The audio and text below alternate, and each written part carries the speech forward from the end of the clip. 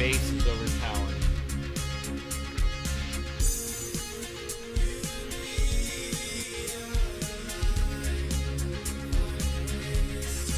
Turn the bass down.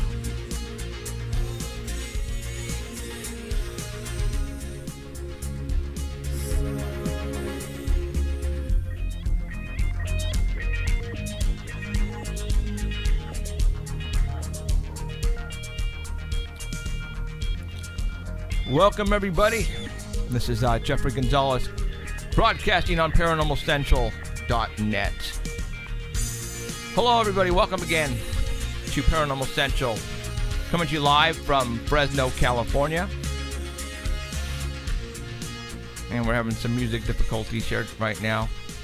I couldn't come up with the, for some reason, I have the promo tunes or the intro on my iPhone, and it's gone just like that. So oh well, it happens. So hello everybody again. My name is Jeffrey Gonzalez, and my host on my right to your left is Alan Thomas. Howdy everyone. I'm trying to multitask.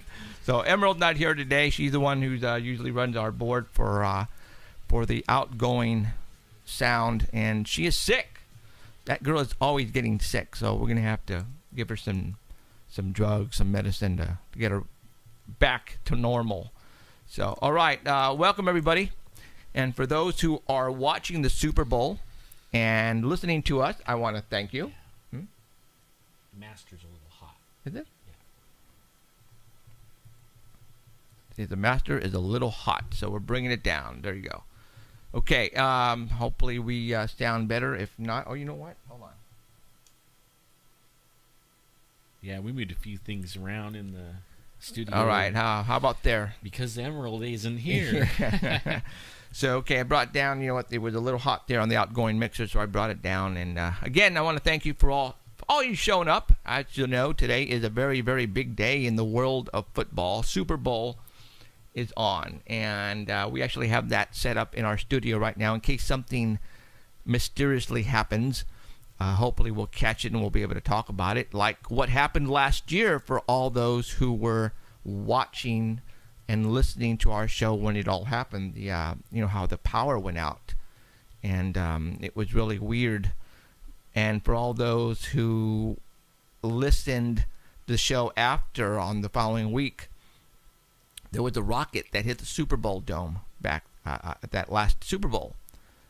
And I had a call come in. As a matter of fact, it was somebody who actually went to the Super Bowl from here in the Valley. And a friend of his who listened to the show, he told him what he saw. And it kind of like blew us all away. And when he called me on it, I said, dude, you need to talk to this guy, because he actually saw, him and his friends, and actually a lot of people outside of the Super Bowl who were out by this liquor store, saw this rocket come out of nowhere and just hit the side of wherever they were playing last year, Louisiana, I think, and it bounced off the dome. And he said that right at that same time the power went out. So we think it was an EMP, small EMP bomb, because Alan and I were talking that, you know, when you have a show like the Super Bowl, everything is covered. You know, they have backups for backups for backups. So there's absolutely no way the power should have went out, period. All right? Absolutely no way. And the only way that we think the power went out is some type of EMP blast that knocked some fuses out or some relays. And now with that guy who called in, last year, pretty much confirmed what we were thinking. And you know what? I think that show is still archived. I'm not sure if it is or it isn't. It might be. I might have it on my computer. Oh, okay. And if it is, then what we'll do is we will post it on Facebook, and maybe even give it to Keith at artbell.com, so that way they can post it. So that way you can hear what we heard, which kind of blew us away. So you know what I could do is maybe edit out that little section. Okay. And just make like a little piece of video. There you go. That way we could send it to Keith, and he can put it up like a link to Facebook or something, or YouTube. Yes. You know. Sounds good. Well, anyways, For all those who are watching us on ParanormalCentral.net, thank you. If you don't want to see our ugly mugs, you can always listen to us on the Dark Matter Network, and you can go to artbell.com and listen there as well. For all of you truckers and people who are on the road, who are listening to us right now, thank you. And I know there are a lot of people, because we've had people tell us and send us emails that they found us on the artbell.com Dark Matter Network, and we want to thank you for listening. And we want to thank you. Big time. Serious. Big time thank you. So we appreciate you listening and watching us, because we're having a blast doing this. A lot of things are happening to us. Things are moving right along with what we had never had planned. People are noticing what we're doing here, and that's very awesome to us, because we're doing this for the fun of it, because this is a passion of ours, and it seems to be getting across that way to you guys, and we want to thank you for listening to us. Alan is now, because Alan, y'all all know that Alan is on disability, so he doesn't work, so he's always out doing stuff with his family and his wife. Well, the guy is getting stopped wherever he goes now. I mean, right, Alan? Yeah, it's getting crazy. I mean, everybody pointing at you and talking behind your back, and you don't know what it is, At first, it kind of catches you by surprise, It's kind of funny. Especially as you're walking up to them and they see you, and then you see, like, their face get this look, Mm-hmm. And then everybody, and they start, bumping their husband and stuff like that. And then as you walk by, everybody, it's like they're all crane their neck and watch you go by.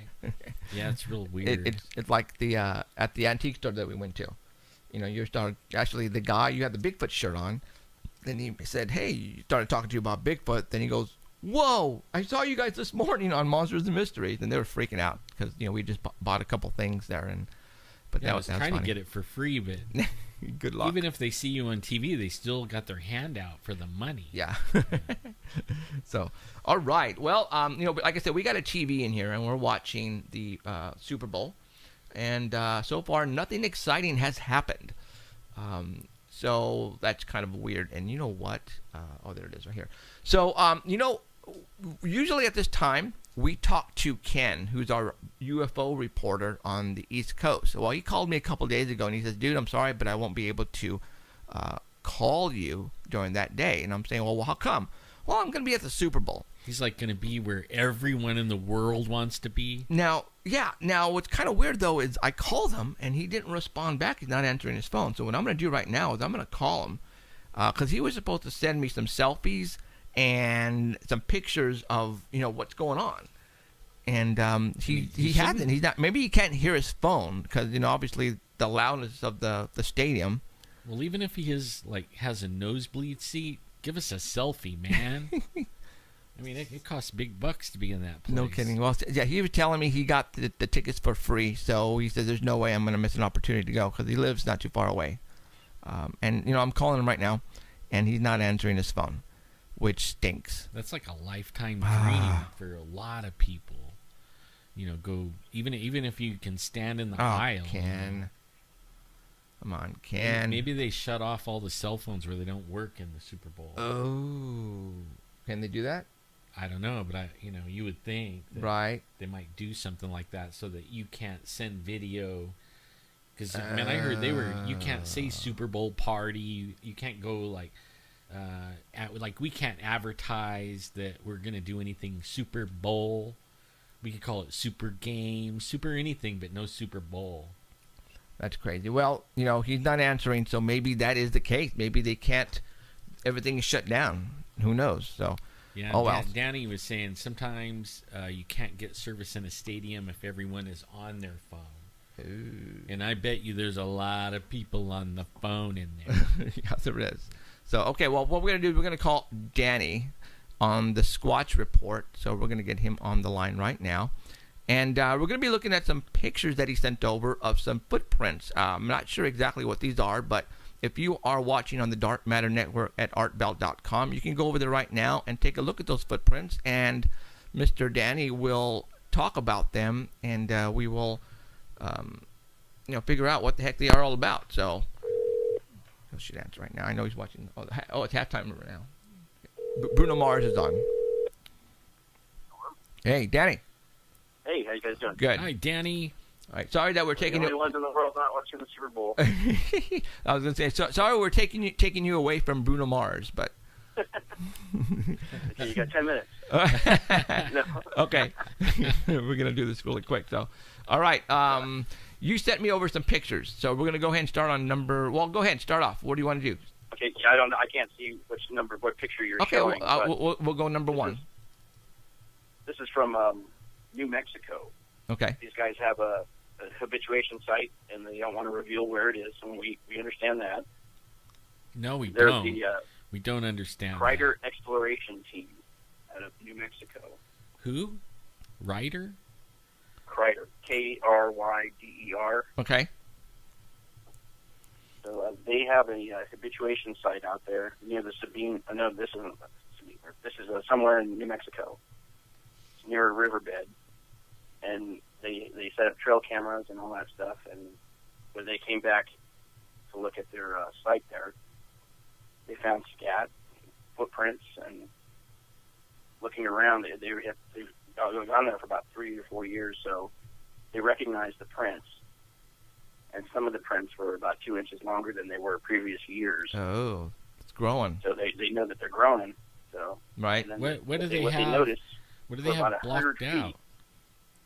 There was smaller prints, and what they determined was that larger one. There was three different sets of prints. So what they determined was that there was a larger one carrying 2 small ones. Oh, wow. And they knew there was a small one from the previous year. And what had happened was there was another small one born recently. So there's 2 infants. Oh, I see. And they found there where one of the infants was using its knuckles to walk and crawl at the same time, like on all fours. And that's in one of the pictures that I sent you. Okay, so the footprint is on the right hand side, and then there's a tape measure there, and you can see the knuckles. All right, on the left-hand side. Let me see if I can find that one that you're talking about here real quick. Here it is. I don't know there it is. Wow. I found it. That's quite a print. Okay. So right above the tape measure, at the very end, at the 1 inch mark, you can see a knuckle print at the top of it. So they found those for about 100 yards moving upstream. Now, and that was pretty. Now, for all those who are looking at these photographs, when people talk about Bigfoot, Sasquatch, Yeti, everybody thinks, oh my God, the top of the mountains. This is not the mountains, right? No, this isn't. This is flat land. This is flat land, you guys, okay? And we're talking here on a river bend. Now, what have we talked about here on this show? How the Sasquatch or Bigfoot tend to move in whenever they're roaming the area, they tend to move in canals, in rivers, dry rivers, right? Well, look at where they found these footprints at. It's in a dry riverbed. And so what we're saying is, don't think that. You notice something about that print, though? What? Go back to it. If you were, say you're not really like up on Bigfoot or anything like that, you would walk right by that and think somebody was walking barefoot. I mean, it doesn't look any different than a regular footprint. Yes. And then you have to think about, well, even look at the size of it. See, it would be it's only 8 inches. Yeah, that's a small one. Somebody would say, oh, they were just running around out here barefooted. Barefoot. And you know how many footprints I find like that up in the high Sierras that look just like that? And you're thinking, okay, it's October. We're all wearing our coats, right? We come across these really fresh prints that are that size, and everybody goes, oh, it's just somebody running around barefoot out here.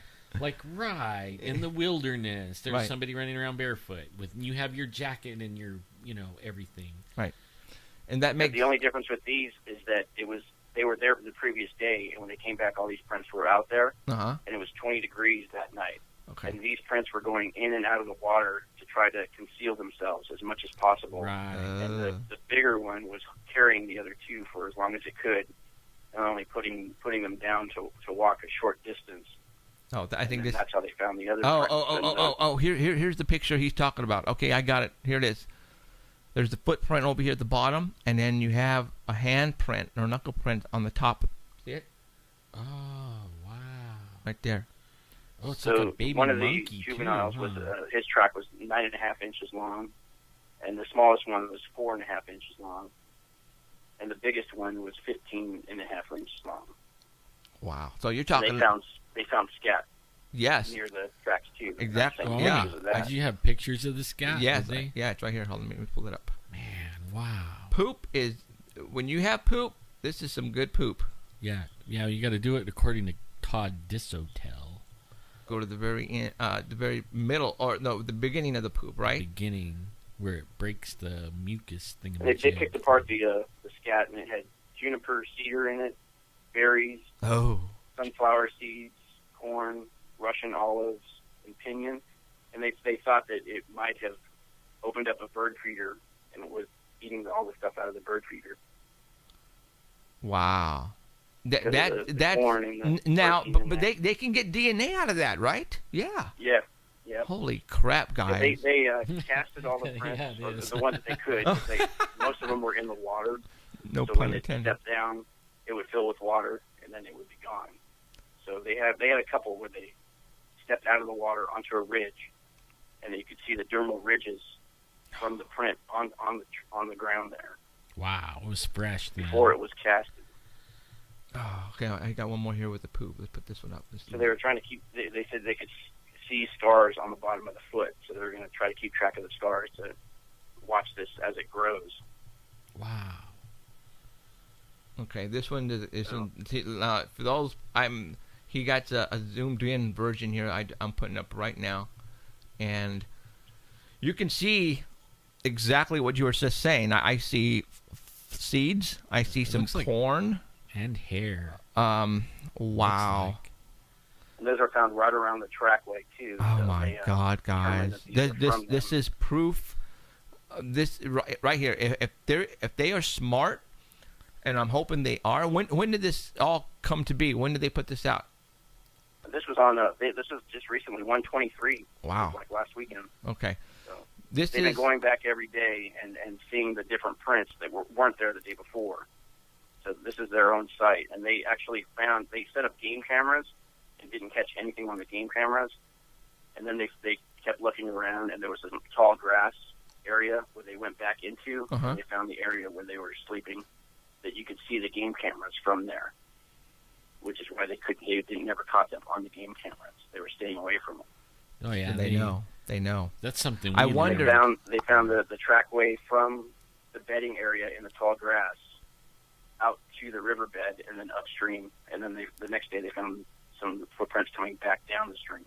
I wonder if they were watching them place these cameras, and That's what they were thinking too. yeah, I mean, and that's one of the things that, when we go up, and I'm talking, Alan, Danny, myself, and Robert, when we go up and put up the game cameras, around you 360, it's forest. They can easily be behind or in a bush or a tree and looking right at us. And here I'm climbing up a tree and placing these cameras, and they're probably going, now I know where not to go walk. So it is really hard to be sneaky. The only way I can see us get when it starts getting warmer, we're gonna have to take quite a number of people, and have everybody spread out, and just start walking, and leave like me by myself in the middle, and everybody just start walking outward. And if there's a Bigfoot, then they're gonna end up walking away and scare them away, or I'll be able to climb the tree and put up the camera so they don't see us. Because that's exactly what's happening, is that they're probably nowhere there, and they're looking right at us, man. I'm thinking when we go this year, and I don't want to give away any secrets or anything, but I mean, I don't know why it would be a secret. The security cameras, I would like to take, like, for your truck, for instance, Mm-hmm. and park it like right in the road, or just where people can pass, but like right on the road, pretty much, and then have cameras aiming out every window. See, and we were 'Cause thinking about that. I don't think they would think camera in the Inside. truck. You know what I mean? Then I bet they walk by us all night long, and we have no idea. Well, and there's an idea what we thought about doing with, but I don't want to say here because I want to be the first one to do it. Right. So I'm not going to say it, and don't say anything, Danny. I think we talked about it. But we have an idea of what we want to do and see because of the windows of my truck and this impressions.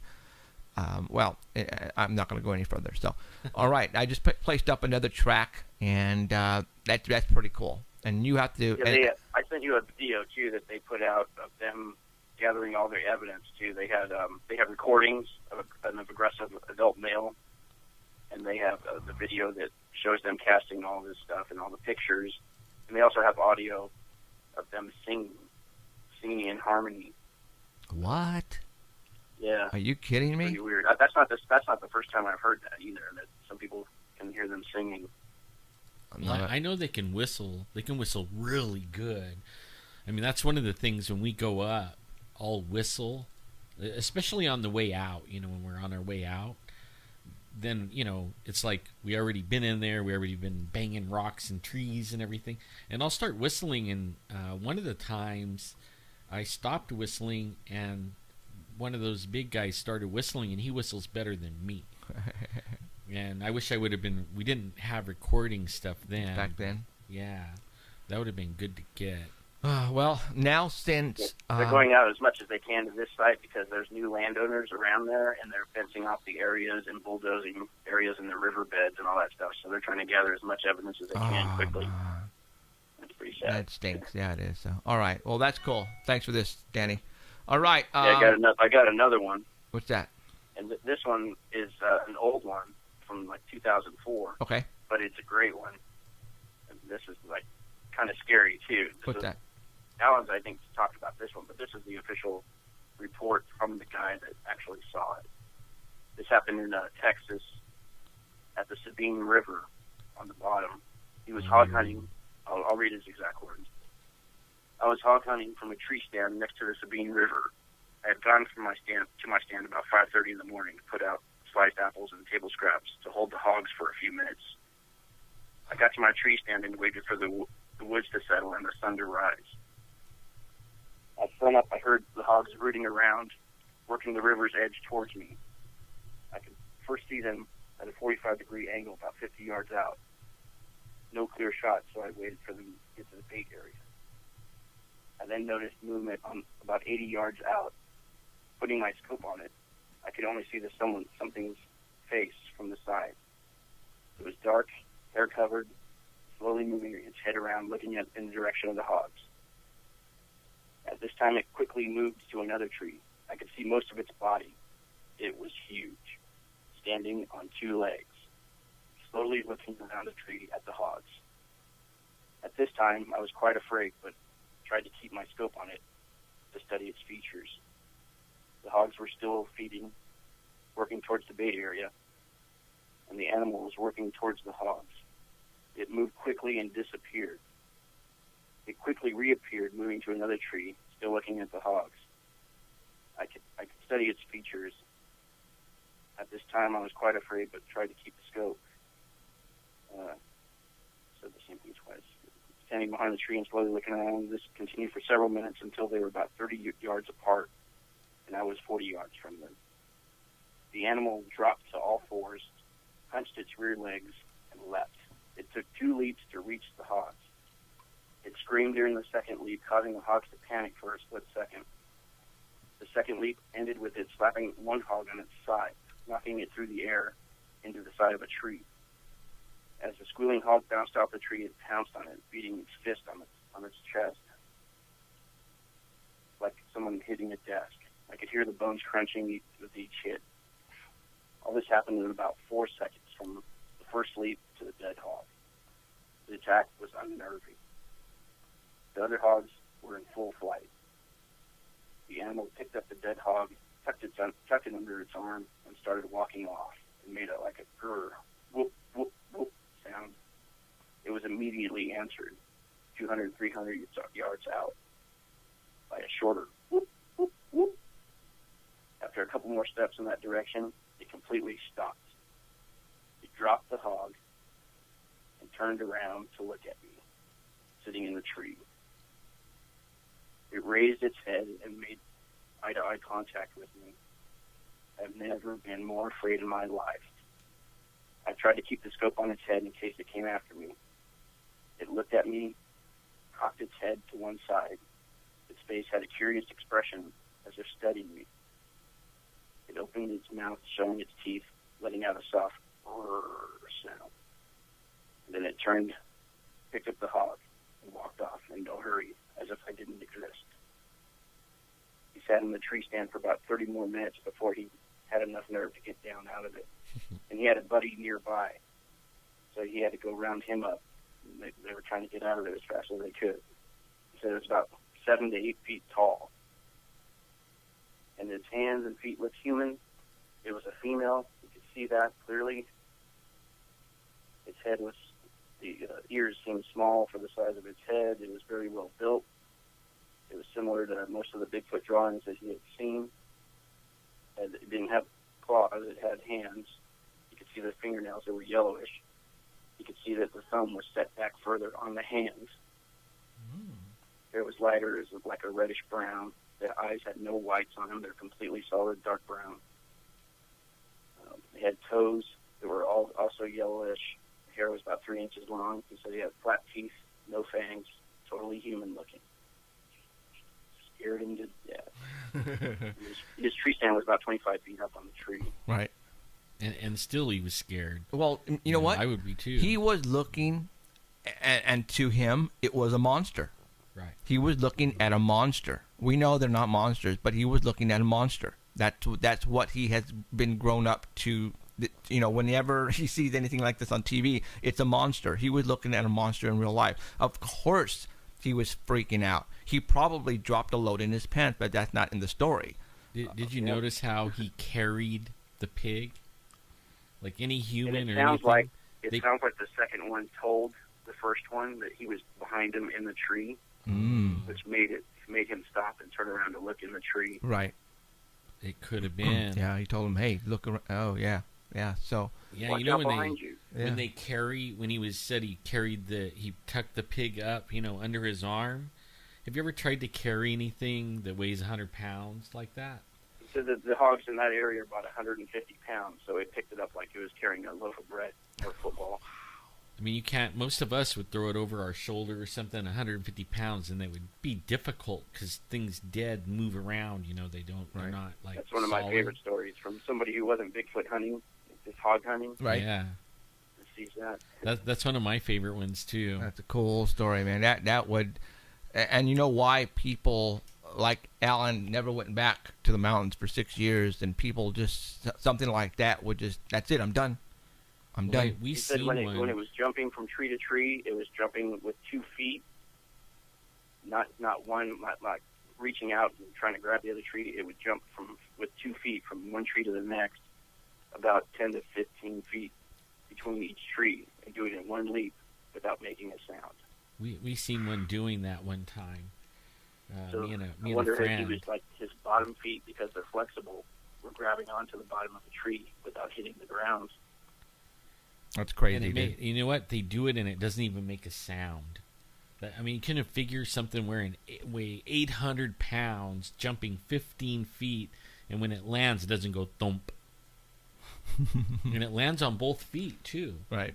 That's crazy. All right. What I'm going to do is I'm going to put up one of the commercials on today's Super Bowl Sunday's show. Had a commercial with Bigfoot in it. Right, Danny? You can't have a commercial without Bigfoot. And did you take a picture with your phone? Is that how you got it? With my phone. Yeah. Okay, so you must have had that thing like a gun holstered on the side, like ready to go, because. Well, if you rewind on my the DVR, you can just rewind it. Oh, okay. All right. Well, tell us about this Bigfoot commercial for those who missed it. You took a copy of it.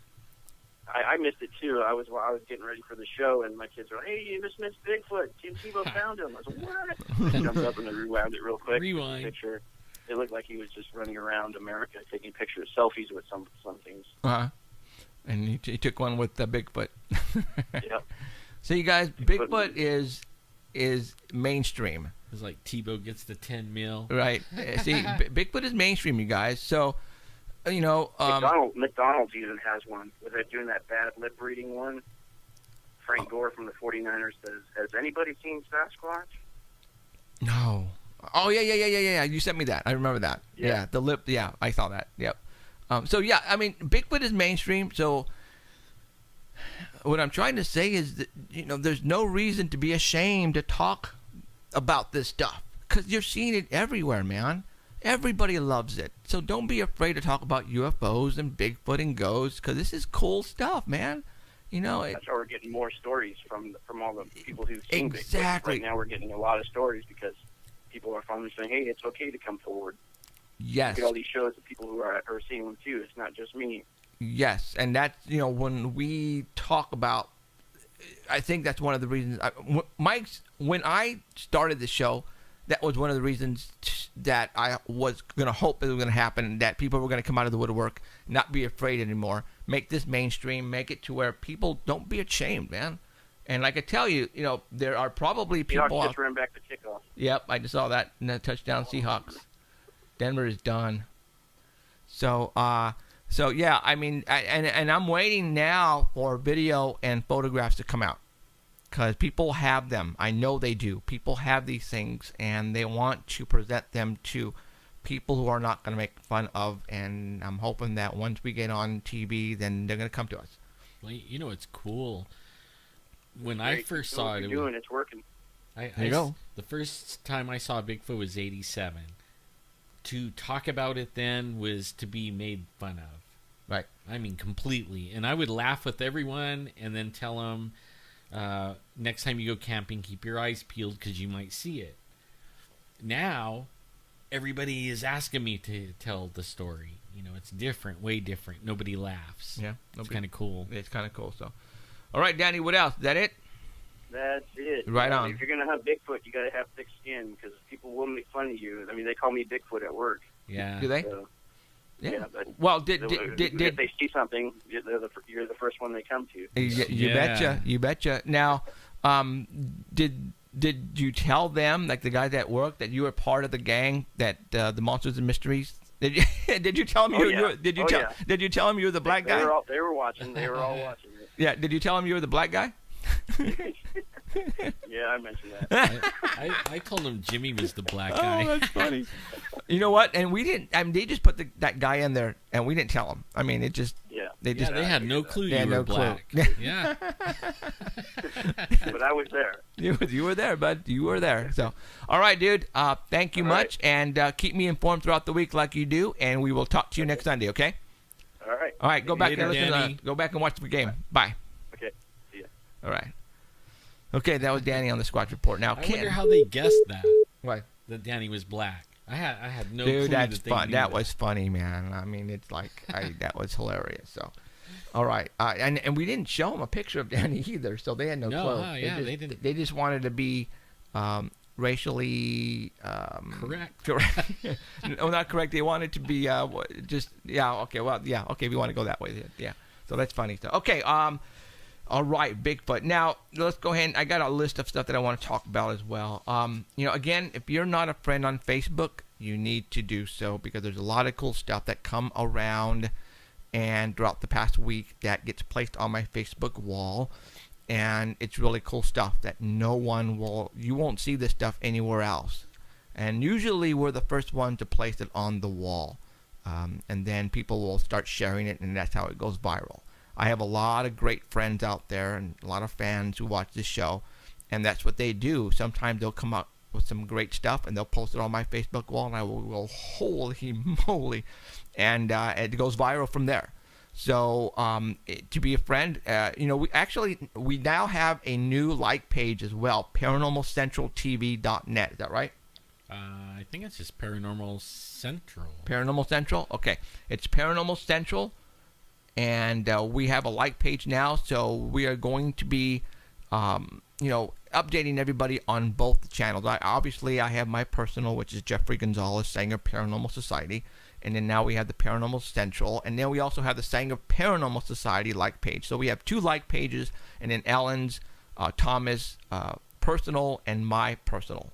So make sure your friends and with both of us, and go like both the other pages, so that way you don't miss a single thing. All right. Like I'm gonna, as I update the paranormalcentral.net and add pictures and videos and stuff like that, I'm putting the links over on the Paranormal Central page. Oh, perfect. Okay. That way, if they're not my friend, or they're not your friend, or whatever, or they're not Facebook, Right. Anybody could go to that page and see it, and then it'll link you over to the actual website. Okay. Which also will also have lots of links over to the Dark Matter Radio Network. Okay. All right. So we are definitely keeping you in the loop.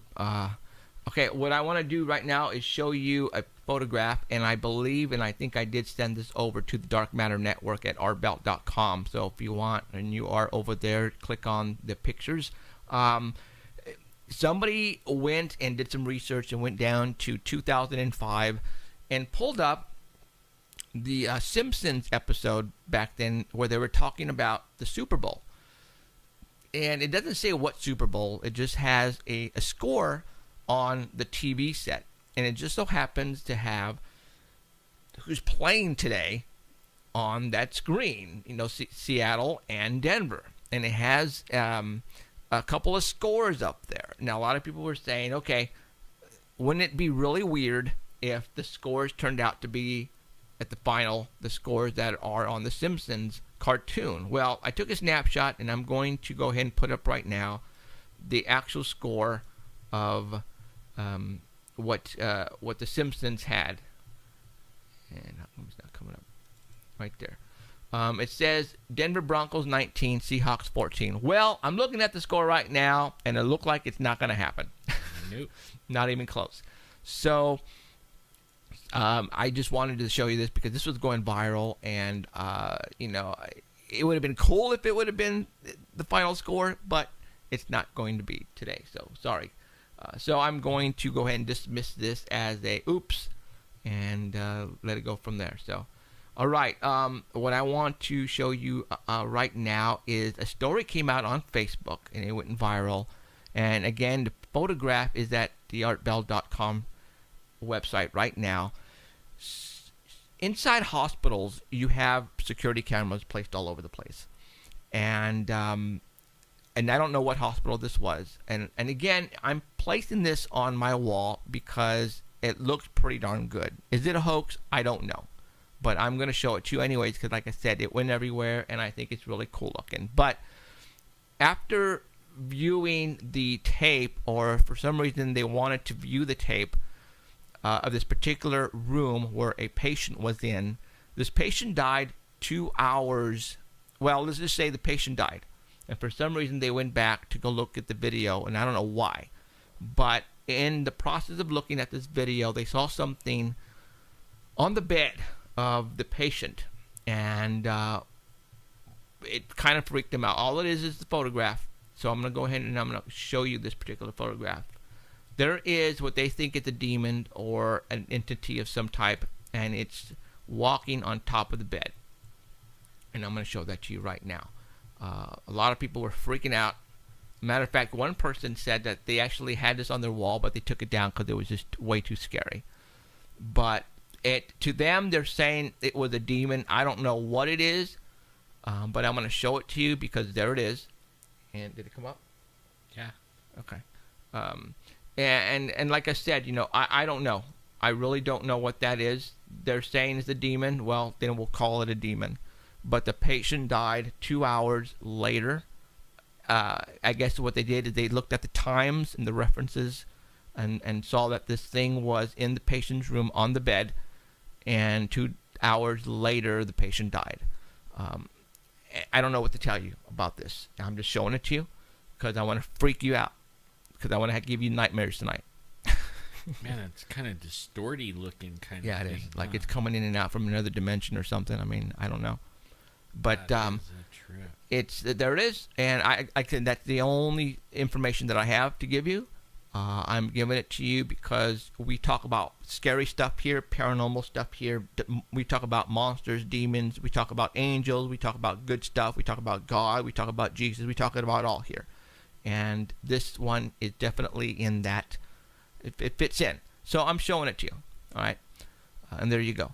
So are there good and evil in this world? Absolutely, there is good and evil in this world. All right, I can tell you right now, I have seen it, and there is good and evil in this world. Whether you believe in God or not, I would suggest to be a good person, because as a matter of fact, and I posted this on my Facebook wall. This is on YouTube. I want everybody to go. It's a long movie. It's like 3.5 hours. It's called Out on a Limb by Shirley MacLaine. All right. Luckily for we watched it last night, Cheryl and I, and at first 2 hours it's very slow moving, but the last couple of hours, Shirley MacLaine talks about the Pleiadians. Shirley MacLaine talks about aliens. Is it like from her own perspective? Yes. Well, because of what she encountered with whom.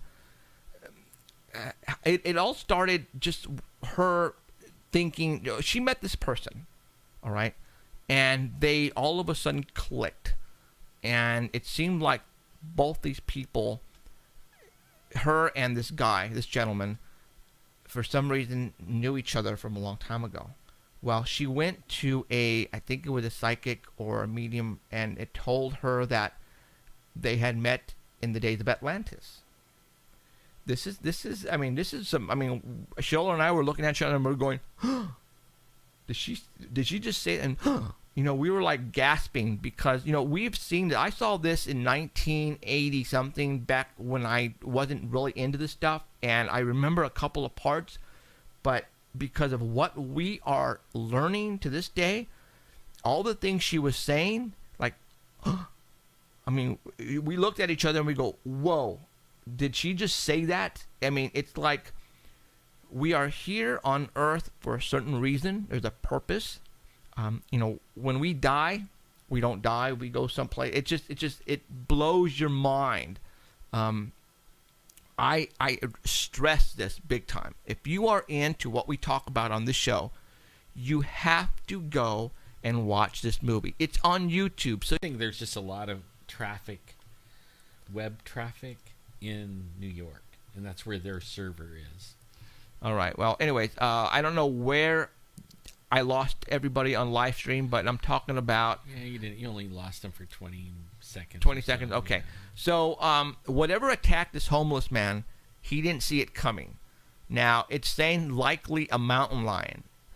I was wondering, how can they tell? Well, if you're with paramedics, you see animal bite marks a lot, and you see when people get bit, but apparently whatever attacked this gentleman, it really tore him up, and he's in the hospital, and it looked like something ripped him apart. But the only problem is he can't give him he didn't see what attacked him, which I find kind of weird, but see, mountain lions, they tend to, when they sneak up, they like to sneak up on people. They sneak up from behind. So, it very well could be a mountain lion. But the reason why I'm talking about this is because they don't know what attacked them. And usually when you get attacked, you usually see what attacks you. I don't know. He could have been asleep in a sleeping bag or something, but I think it was just weird. I find it really weird that, he couldn't tell what attacked him. So I put on there. Lions don't attack you when you're asleep. Oh. In fact, I raised all my kids in the mountains because I didn't want them to be raised on the streets. Uh-huh. So mountain lions is like a part of life in the mountains. So you have to teach your kids what to do or not to do. And the first thing you teach them, don't get down on all fours and crawl around and look like a meal. Okay. Second, if they see a mountain lion, don't take off running away with your back to it, because they attack from the back and they grab the back of your neck. Right. And then, so you want to stay looking at it, and you want to back away slowly, and you want to stand up as high as you can and make yourself look pretty big. Only a sick mountain lion, something that's wrong with them, will attack you any other way than that. So, and usually once they do attack you, Have you ever been attacked by a cat, you know, and they'll grab you by the wrist or something like that, and then they'll use their back legs and go like that? Right. Yeah. Well, that's what a big cat will do, but only it'll gut you. Ooh.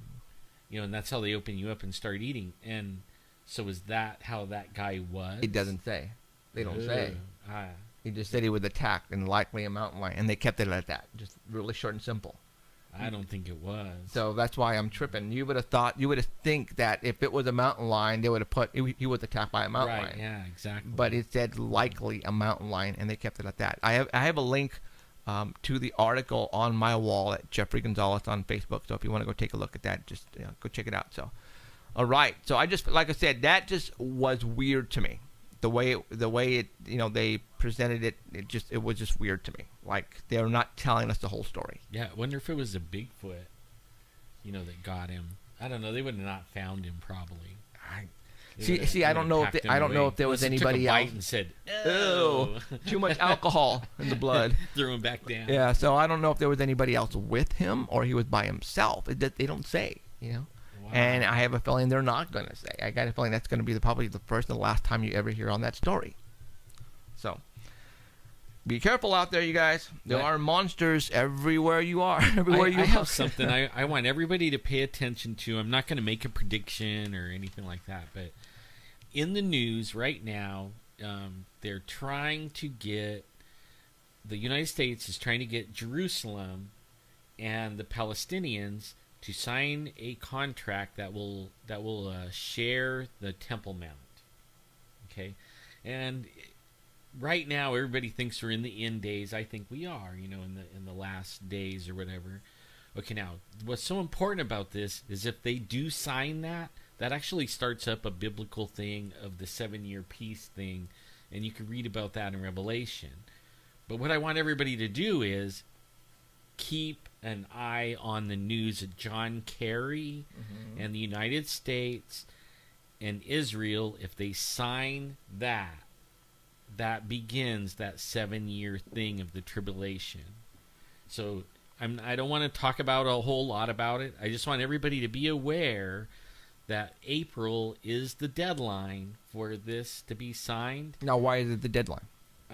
That's the one that the United States put on it. The United States said it has to be signed by April. John Kerry is heading it up.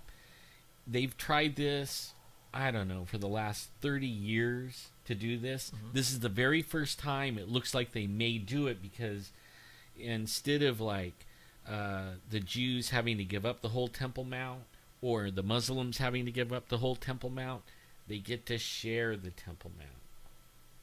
And if they share it, if they make that and share it, that means the Jews could build their temple. That means that the Antichrist will reveal himself inside 3.5 years later, called the Abomination of Desolation.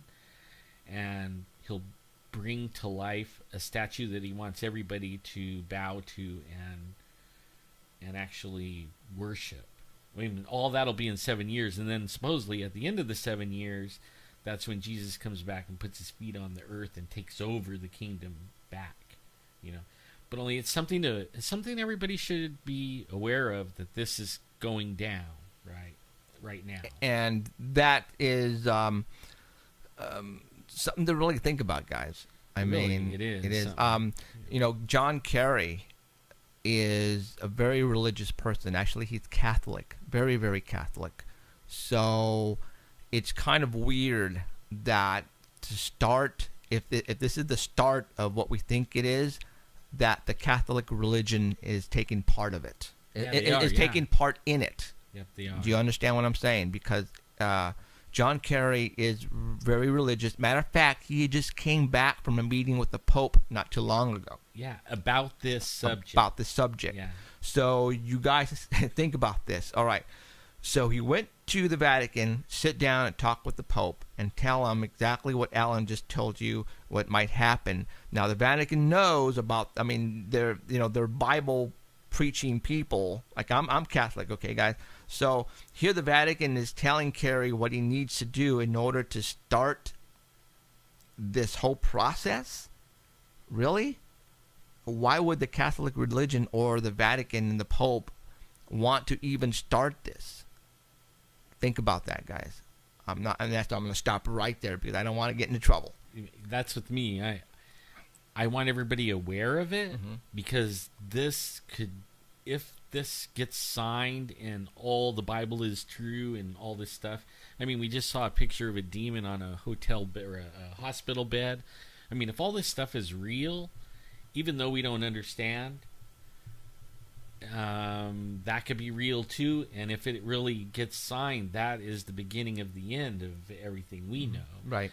And actually, it's supposed to be better at the end of the 7 years. So, you know, no more sickness, no more death, no more. So, I mean, it's something to look forward to.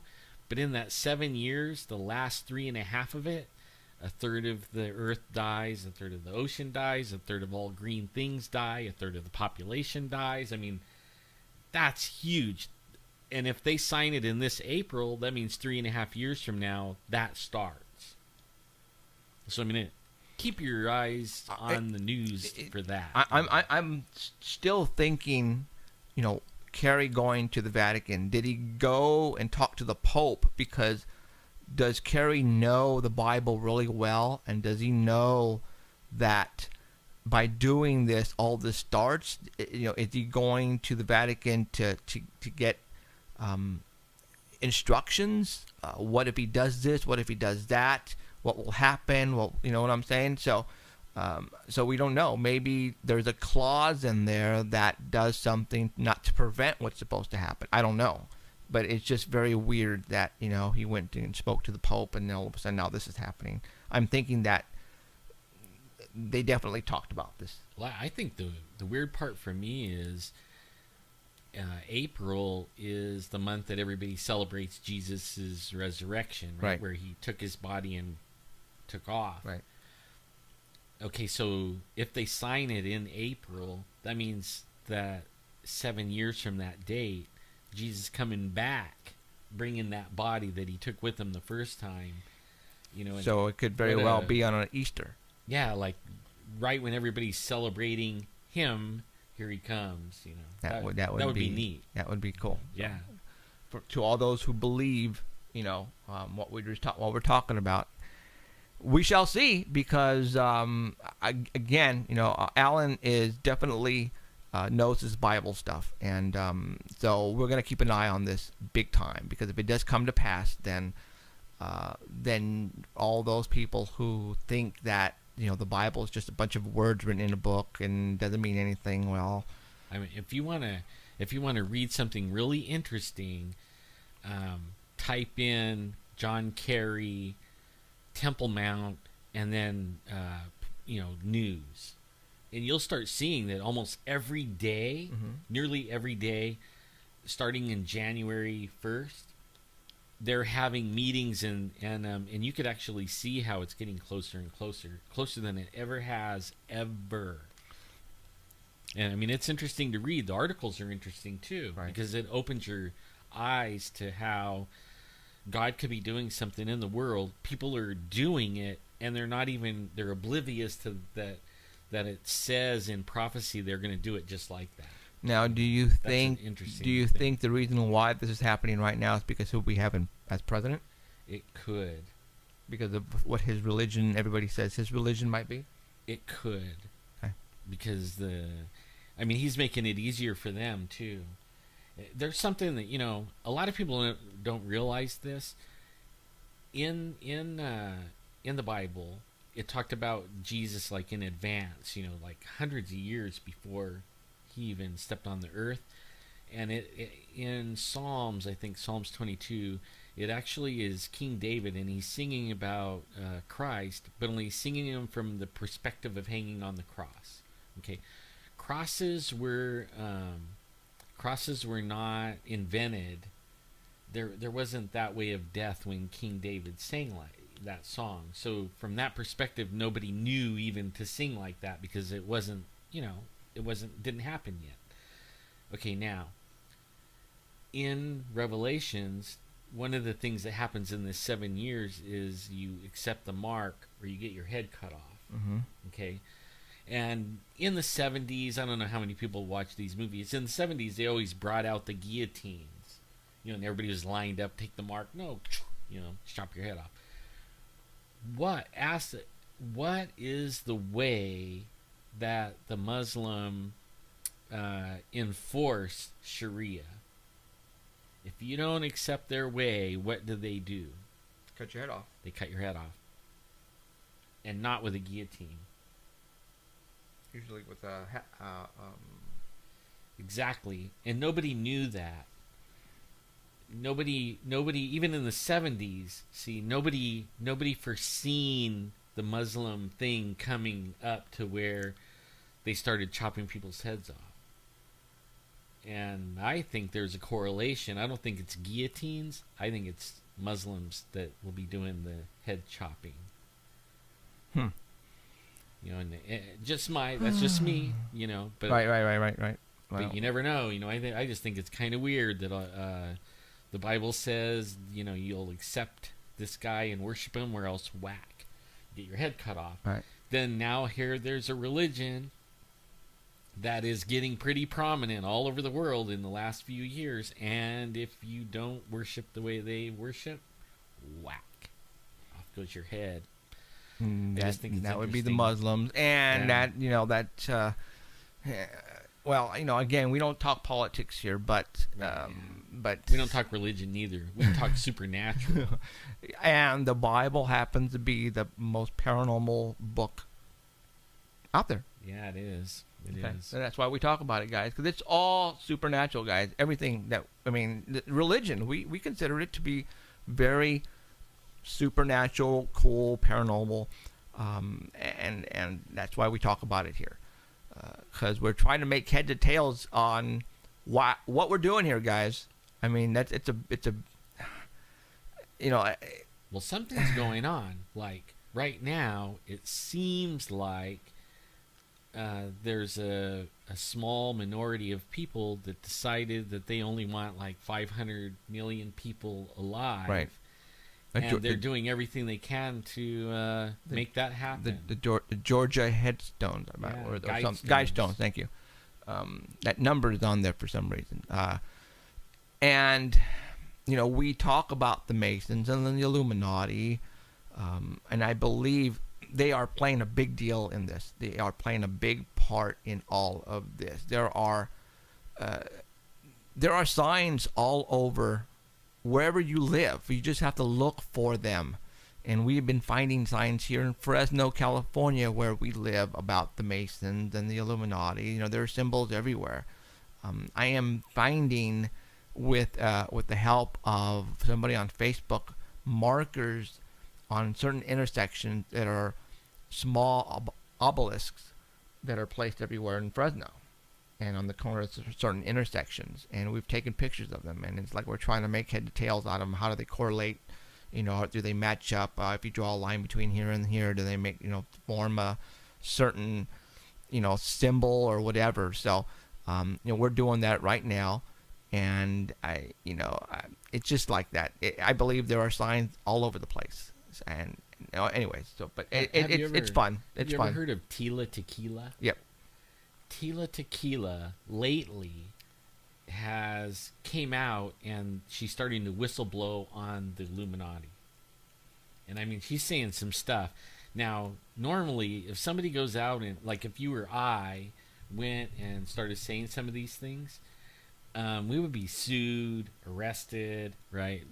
All kinds of stuff. Well, but they're not even touching her, except for recently they said that she tried to jump out a 2-story window and end her life. Mm-hmm. Okay, before that, she was saying things, all these things, and she was saying blatantly, like, if I wind up dead, they did it. And I have a feeling they tried to get her. Because she really is, man. She's been saying some stuff that lines up with some other research that I've done that I thought nobody would ever come out with publicly, and she did. And now, she might wind up dead. Wow. Well, there you go. And what makes me think of it is all those guys that are bankers that are coming up dead. That was the next on my agenda. Yes. And you got... And allow the Freedom Lore picture I sent you with the triangle built in. Oh, the Freedom Tower. Yeah, Danny sent me the Freedom Tower. Where would that be at? New York or San Francisco? Anyways, okay. But yeah, lately, well, right now, the talk is the economy, the value of the dollar, where it's going. A lot of people think that there's something happening behind the scenes, and something about a new world order currency, for example. Lately, there have been some death. New York, okay. There has been some bankers who have been committing suicides, and why would bankers right now be killing themselves? The question is, do they know something? Do they know something is coming? Or did they make some bad investments and they're losing money for their clients, and the only way to really get out of it is to kill themselves? It could be either or. But the way things are going right now with the value of the dollar, as a matter of fact, a lot of people are saying have backup plans on money goes. As a matter of fact, HSBC banks are not allowing people to withdraw large amounts of their own money unless they have a good excuse. I just read Wells Fargo's doing the same thing. All right. Well, now let's think about that. Okay, now a second bank has come forward and is now telling their clients, I'm sorry, you can't withdraw more than so much. We won't allow you, but it's your money.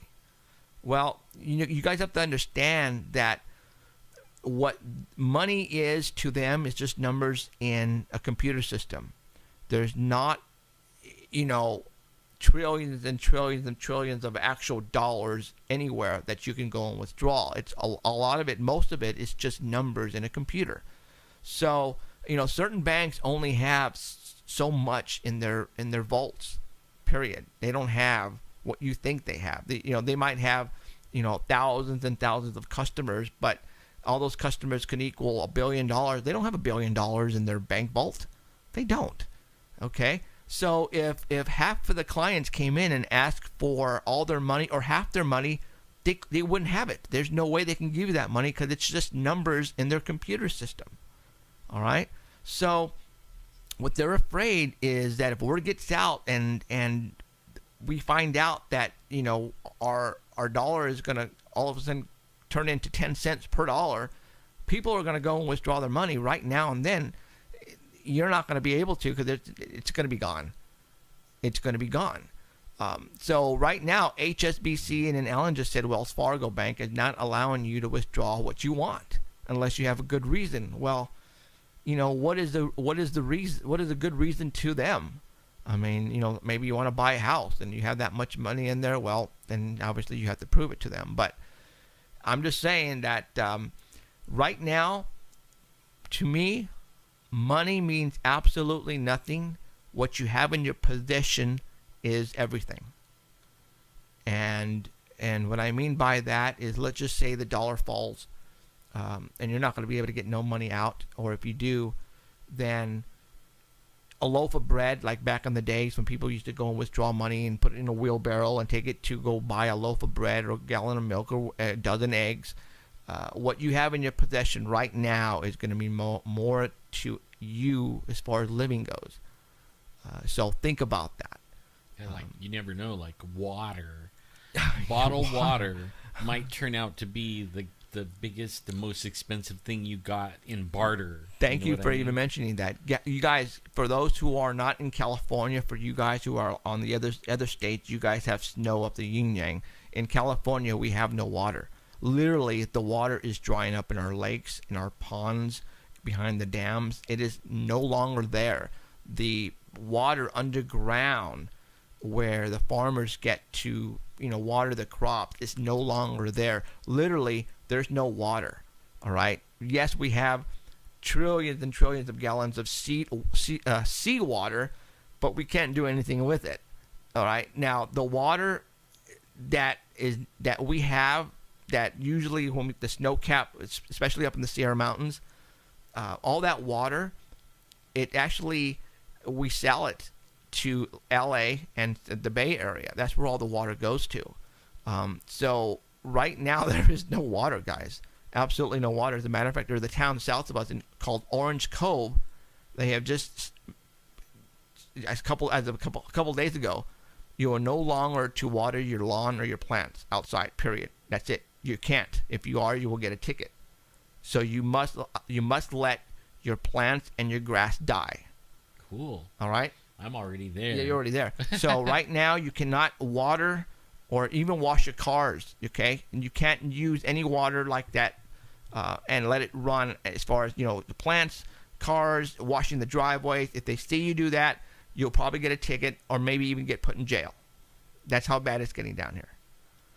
All right. So I know in the mountain communities where I used to live at, in the dry years, the ones that lived up on the higher, like I'm not saying in the high mountains, but on the foothills, and they have wells, and they might have to be 700 feet or something like that. But the ones that live on the hills themselves, their wells dry up, because they have to drill all the way down to the ground level, and then they got to drill all the way down into the water. Wow. And the water is down. The water level right now is down under the ground. Right. So they're even saying cities like Fresno or Clovis, they're going to start like right now they get some of the water from underground, some of the water out of a canal, right? That we drink. Mm-hmm. A lot of our water now is going to come from the toilet and the sewer. They're going to clean it up and put it right back in, right? Because there's no water, right, anywhere.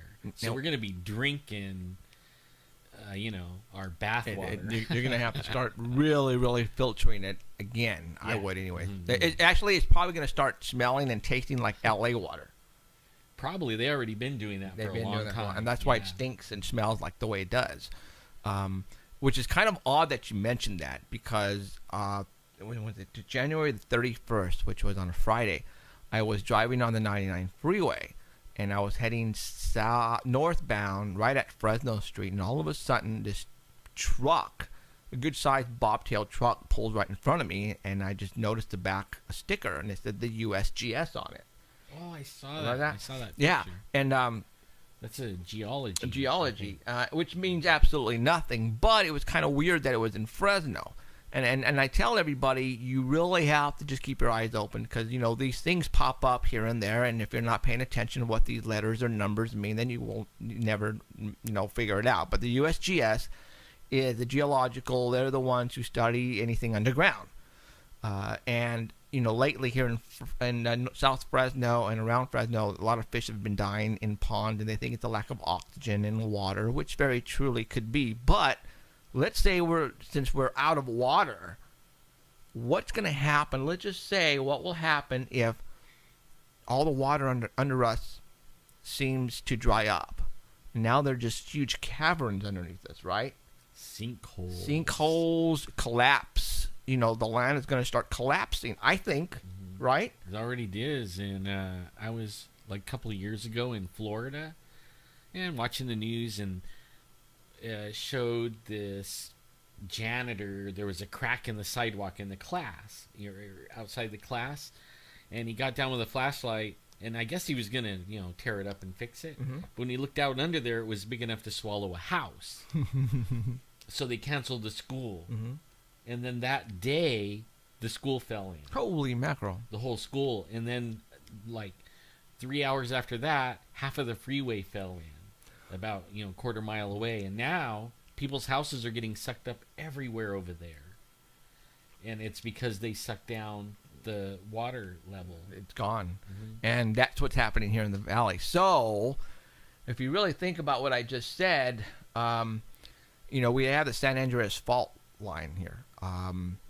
And we're due time for an earthquake, actually. And I think I saw in the chat.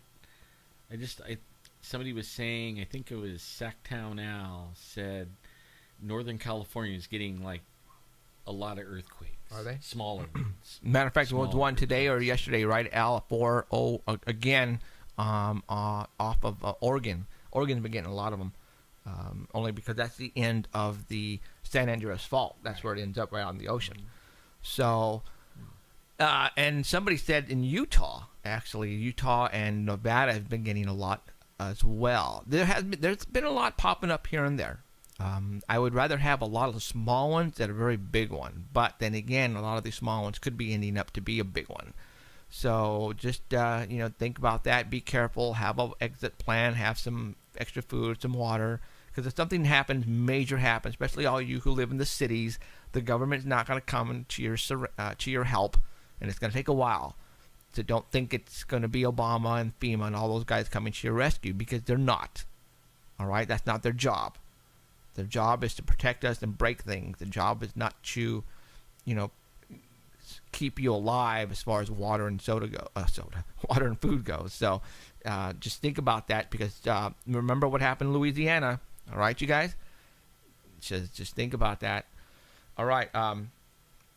That's kind of scary, though, because, the water is gone. I mean, we need a lot, and I mean a lot of snow up in the Sierras, because right now there are nothing up there, and it's scaring a lot of people. It is literally scaring a lot of people. All the people I know up in the hills are already worried like crazy.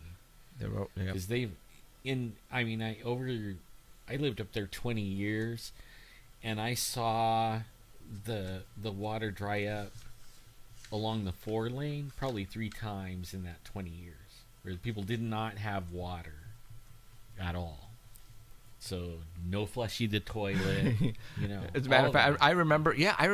I think it was in L.A. about 20 years ago when I was living there, and Mayor Brown. It was the African American president, mayor. I remember. Not Brown. What's his name? I know who you're talking about. Yeah. Okay. I remember when they were actually trying to save the water, or try to, you know what I'm saying. He had a thing about your toilet. He says, if it's yellow, let it mellow. If it's brown, flush it down. Yeah. I remember that, really. And so, it's probably going to be done here in the valley. If it's yellow, let it mellow. For all those who don't know what the heck I'm talking about, if it's pee, leave it in the toilet. Don't flush it unless you take a poop. Then you got to flush it. See, now, do you think that maybe all this last winter, and maybe even last year's summer, when they started doing all these, we've been getting like blasted by these chem spraying. I wonder if they were doing that on purpose, like sending it all, because they're getting dumped on. Yeah, they are. On the other side of the mountain from us. I mean, they got water coming out of their ears, and we have jack. Now, it's almost like have they manipulated the weather to cause this? I was thinking about that. There was, and I think it was in Georgia, and it's just a couple days ago. No, it was last Wednesday in Georgia. The meteorologists got it wrong, and they didn't see this ice storm come in, and it was normal day-to-day operations for everybody, driving around, doing what they have to do. Well, the freeways became solid ice, and everybody came to a standstill, and there was literally thousands and thousands of people stuck in these cars and trucks on the freeway, and they couldn't move. And they were trying to blame the meteorologists for not telling everybody, where did this storm come from? Like, for example, here in Fresno, this rain was not in the radar at all. No, the one yesterday was, or something like that, but not today. Not today. Today like, was not. Where did this come from?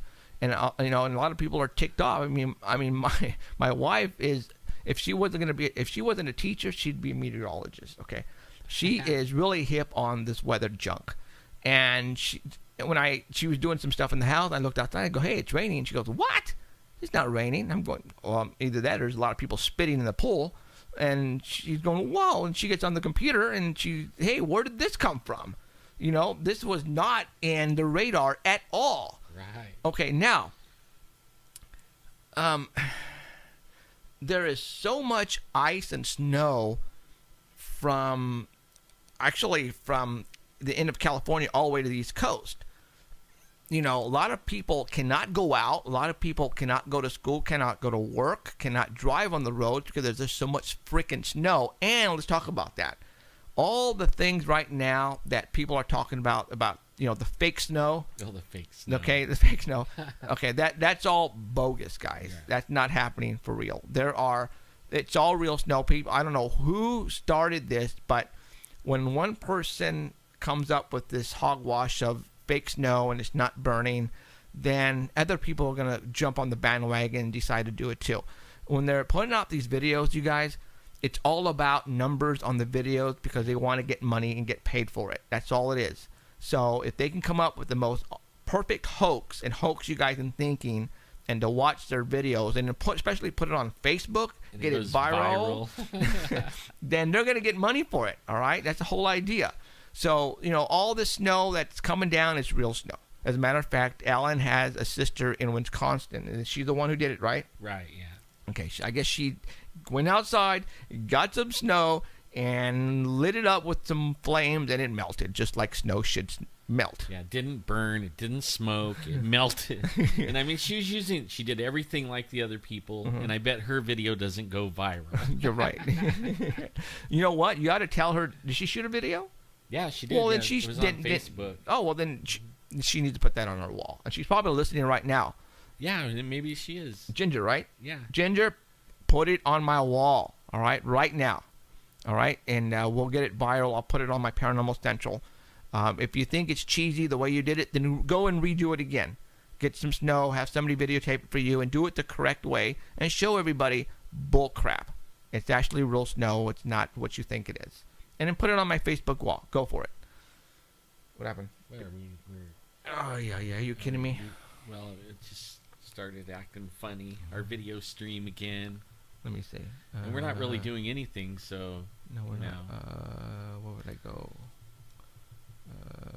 Yeah, I hope she puts it up. If she doesn't, I'll have it up later on. And I'll even put it on our website and on the we're gone. Paranormal Central thing. Right.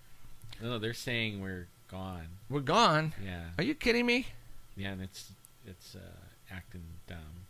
Because I'm showing perfect over here, and I still see myself. I'm not frozen. Is it counting down?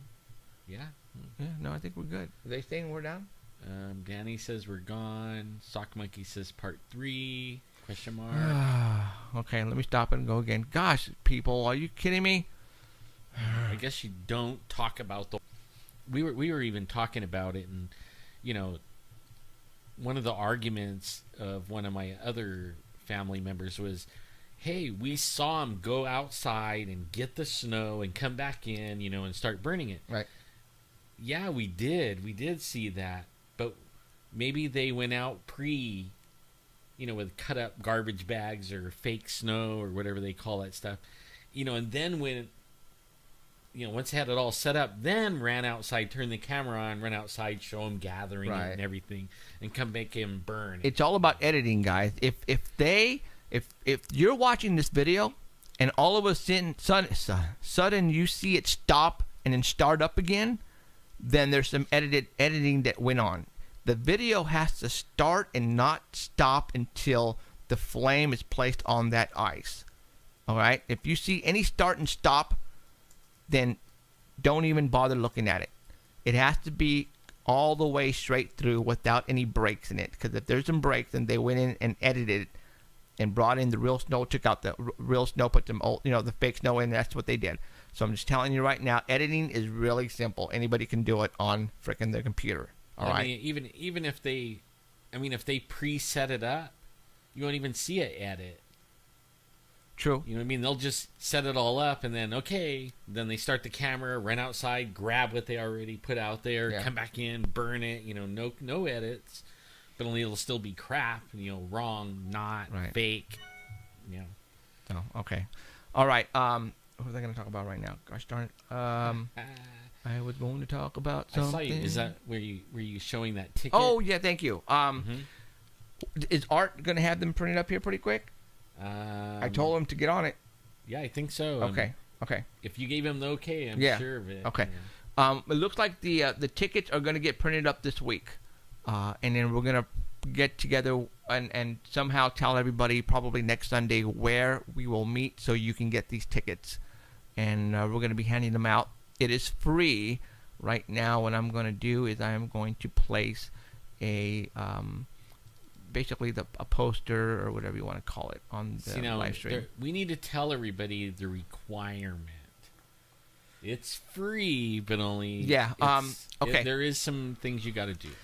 A lot of people were telling me you ought to charge. You ought to charge. I'm going, nah, you know what? No, I really don't want to charge. But what scares me though now is that when you say free, you're going to have literally thousands of people wanting these tickets, but they're not going to take it seriously because they didn't pay any money for it. Now they're going, well, if I have free time, I might show up that day, but if I have something else better, I won't show up that day. Well, that's not going to fly with what we're doing, guys. And let me tell you why. Is because we are shooting a TV show, and there has to be people in the audience. All right? So the tickets that we're going to be giving away, you have to show up. Okay? No ifs, ands, or buts about it. If you don't show up, then you need to give them to somebody else who are going to show up. Or the Men in Black are going to make a visit. All right? Because we have to have people show up for this thing. All right? Now, we're going to make 500 tickets. Now, I was just thinking right now that, the upper balcony, well, it's not really the upper balcony. It's below, right in front of the set, actually, the way the place is set up. I can see, well, if 100 people don't show up or 200 people don't show up, that's okay. We can still make it work with 300 people. Right. The people that you see right now on the talk shows on TV, like Jay Leno and David Letterman and all those guys, depending on the theater size, I don't know. David Letterman, I'm pretty sure it's up in the hundreds. But like Regis and Kelly and whoever that other guy is, that's only like 120 people. All right. So if you do come to this shooting of the Paranormal Central, make sure you dress sort of kind of nice and warm, because the theater is, and I don't know if they're going to have the heater on in there. I'm hoping they will, but it's cool in there. I would rather have you guys bring warm clothes and a jacket than to freeze to death. All right. So make sure you dress warm. We're going to shoot 4 to 5 episodes on that day. But you have to realize that each episode is only 44 minutes long. So what we're going to do is we're going to shoot 1 episode in the morning, break for lunch, then shoot the rest in the afternoon. Hopefully we'll be done by 5 o'clock on that Sunday.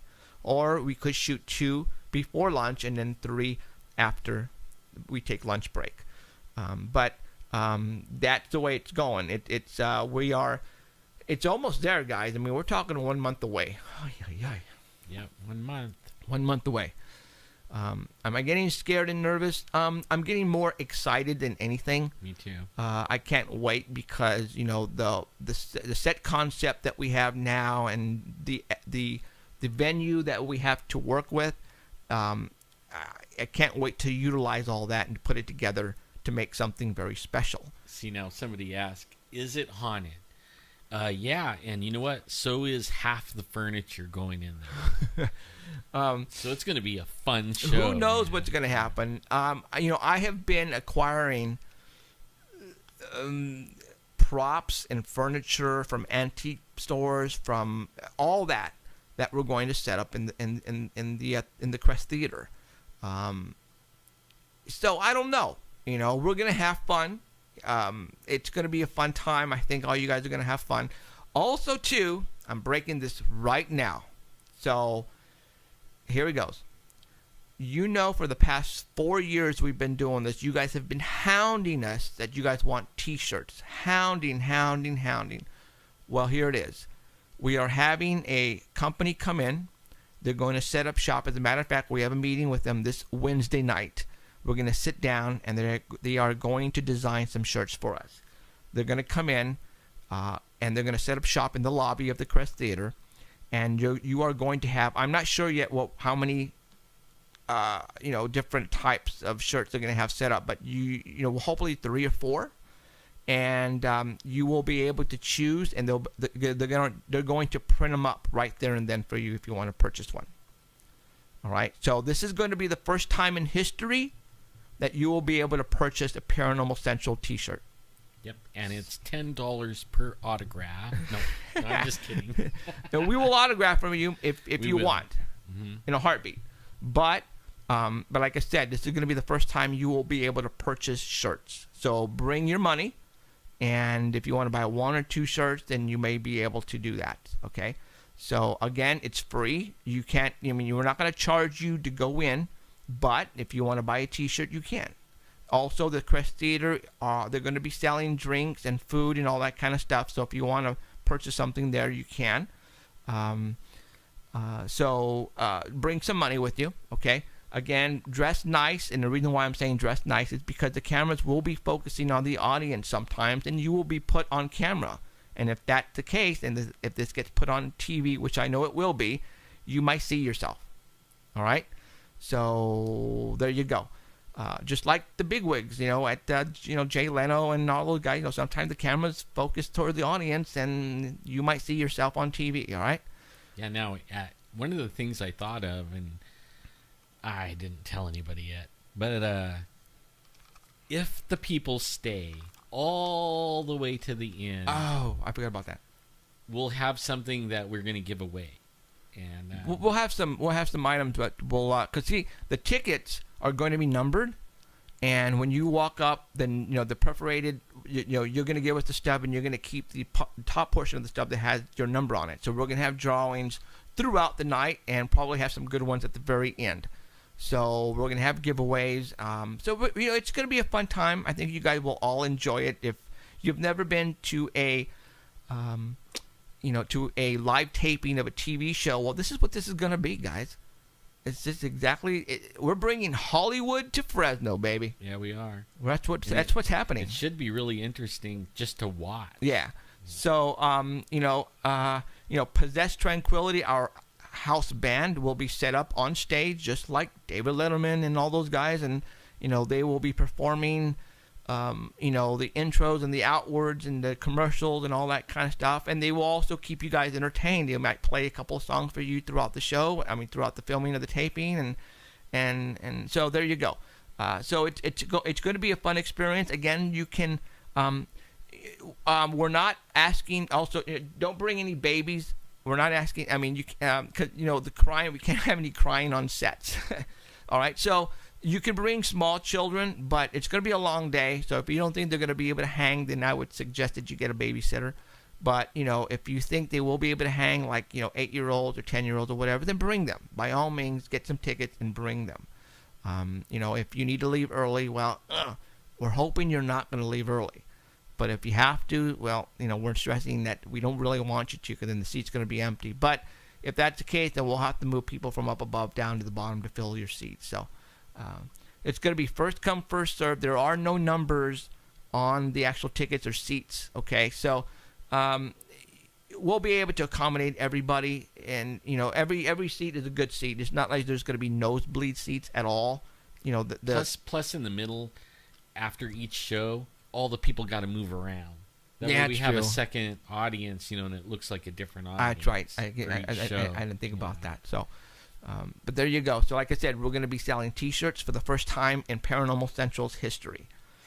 And if you want one, then definitely bring some money. If you want 2, then bring some money.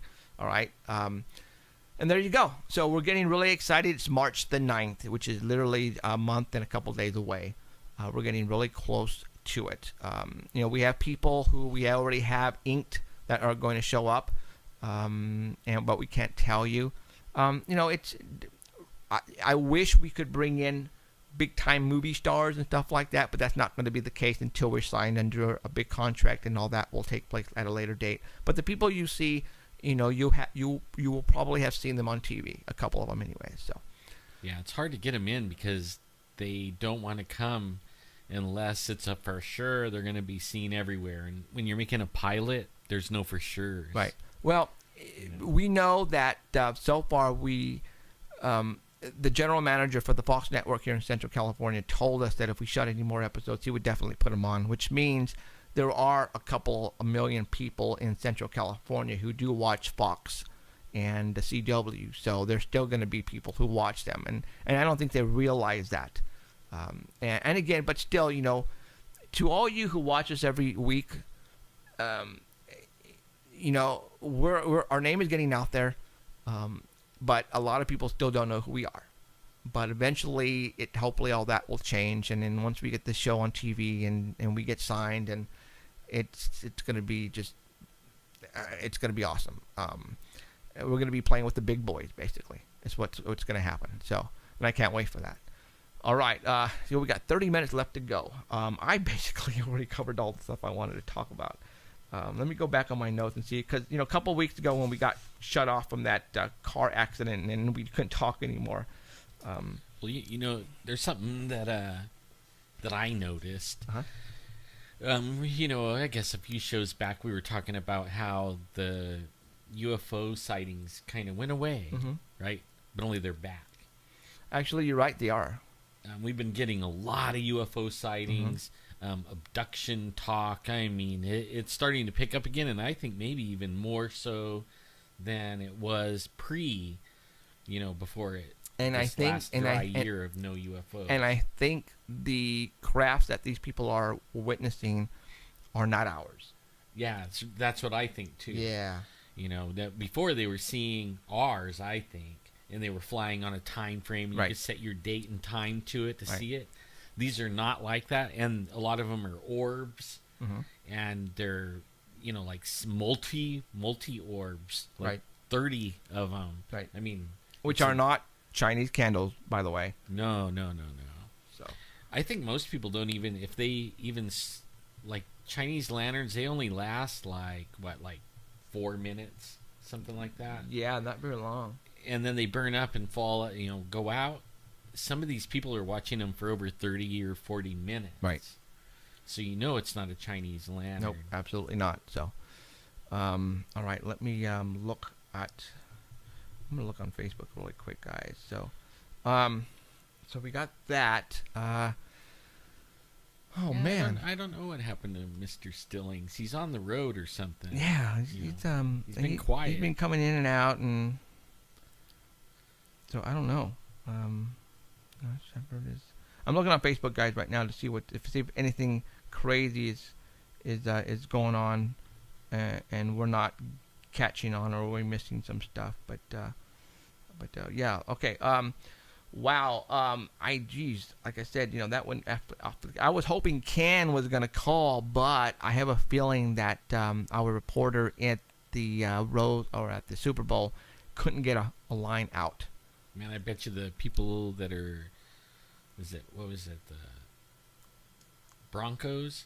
I bet they're making for their car right now. I'd be like trying to get out of there before the rush, because they ain't making it. Yeah, maybe Ken got abducted. No, that would suck.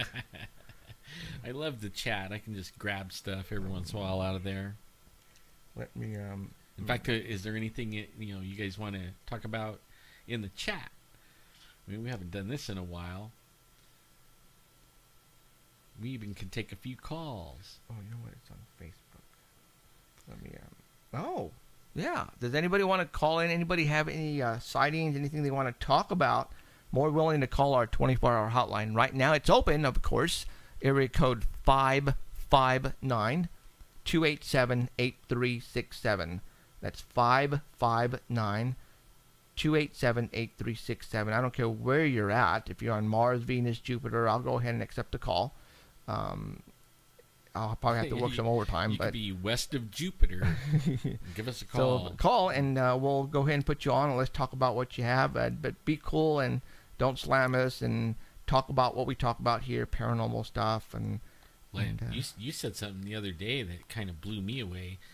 John B. Wells is going to do his own. He's breaking off from coast to coast, right? Mm-hmm. And he's going to do his own live stream show. Or right? It's going to be video, but I think he's going to charge though. You have to pay. Oh yeah, he'll never make it charging. Yeah, no, unfortunately. Yeah, we're going to start charging. No. Yeah, for all those who listen to art, I'm sorry. Here it is. So, you know what I want to do for you guys right now is, Okay, hold on. Got a question from chat. Okay. Okay, they say, hey, when you hear Bigfoot knocks, how many at a time do you usually hear at a time? It could vary, actually. It does vary. Most of the time, we don't hear them until we initiate it. And then they mimic what we do. So if we do 3 knocks, they do 3 knocks. If we do 2 knocks, they do 2 knocks. Right. Basically. And every once in a while, we'll hear, like, maybe not so much knocks, but we'll hear, like, I actually think they're letting us know that they're close by. But, like, one time we came walking into the area, and we were just getting there and barely walking in, and you hear a big branch snap, and they don't make any noise if they don't, want to. Even in the middle of the dark night with no moon, they will not make a noise. So if they're making a snapping noise, they're actually telling you, here I am, I'm here, But yeah, that was a good question about that, about the knocks. And it's the same with, like, the hollers, or, you go out in the woods and you make a holler, you make a scream or a holler, and then you wait a few minutes, and they usually will do this, try to mimic you. They try to do the same thing you do. So that goes for talking or whistling or Mm-hmm. anything like that. So wow, who asked? That was Zach. Was asking that. Oh, there's another thing. Since you mentioned Zach, I think Zach has encounters with him, and he's just now learning what to listen for. Okay. He doesn't see him, but he's out fishing all the time, and so he's starting to put some things together. That maybe they might be around him, and he didn't even know it. Where is he going fishing? He goes all over the place, down by the river, especially. That's the one that. What river? You mean here? Yeah, like the Kings River. Really? That kind of tripped him out when we started talking about it was in the valley, and then it made some sense to him because he was actually having things happen, what we were describing, but he didn't put it as right. He didn't think Sasquatch. Right, especially when he was down by the orange orchards. Oh shoot! Orange. Yeah. In fact, it's like nowadays, Zach, they're getting ready to harvest the oranges. Right now is the time, so the oranges are all fresh and yummy right now. Bigfoot is all over the oranges. So anybody that lives out by the oranges, be in the middle of the night when you're driving around, keep your eyes open. You might see one.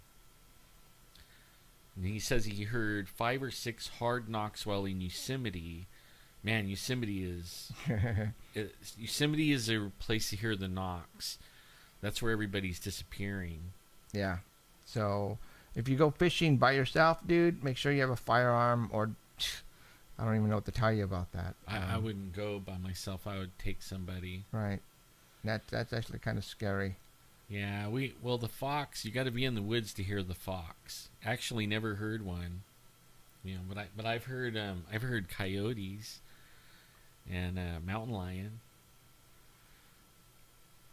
Yeah, that's one of the guests I wanted to have on the show was David Pilates, and talking about the missing 411, because that's like 411 of the most bizarre gone missing people out of hundreds of thousands. That's why the name, but only he moved out of state, and we can't get him. Kind of sucks. Yeah, I'm just trying to find. Yeah, and I just heard that they open up Highway 120 through Yosemite. You could actually drive over from California to Nevada through Yosemite, and normally that's closed all year. I also heard speaking of how dry it is and warm, some of the Clovis schools, for the first time ever, they're letting kids wear shorts in January. They have a dress code. I thought it was no shorts, period. Yeah, well, no, I think only in January, and now they've let them start wearing shorts in January for the dress code. Yeah. Huh. That's cool. So, okay. While we're sitting here, I have been playing a a new intro. I cannot find for the life of me the intro right now with the voiceovers on it. I don't know where it happened to. I have to go get them again. But Possessed Tranquility, for all those who don't know, who is our official house band, and when I mean by that is they are going to be our band when we shoot the video or film the episodes, because it's just like Paul Schaefer and their band, and the Roots for Fallon. We have Possessed Tranquility, and they're going to be on stage with us doing the songs and taking us out of commercials and all that. Well, not too long ago, I asked. Well, actually, it was kind of funny because they were already doing it, and it's like I was reading their mind or something. But I texted over Anthony and I asked him, "Hey, by any chance, maybe if you guys have time, would you guys want to do a actual song for the intro of our show?" And he texted back right away. He goes, "Dude, what the hell?" He goes, "How did you know we were doing that right now?" Okay. And that's the intro I was been playing. Well, what I want to do is I want to play you the song they actually wrote for our show. And I've been using it actually in our intros and exits, with the wording in there, but you haven't been, able to listen. Whole song, yeah. So, I believe this is going to be. They're recording a new album. This will be on the new album. You can't purchase it right now, but what I want to do is I want to play it for you since we have a little bit of time. So here we go. And hopefully Keith will work the bass and take the bass off on my end here, so that way it won't be too bassy. I heard that. They're not letting people fish in a lot of places due to the lack of water. Really? Okay, yeah. I'm gonna go ahead and play this. Here we go. I actually like this song. I love it.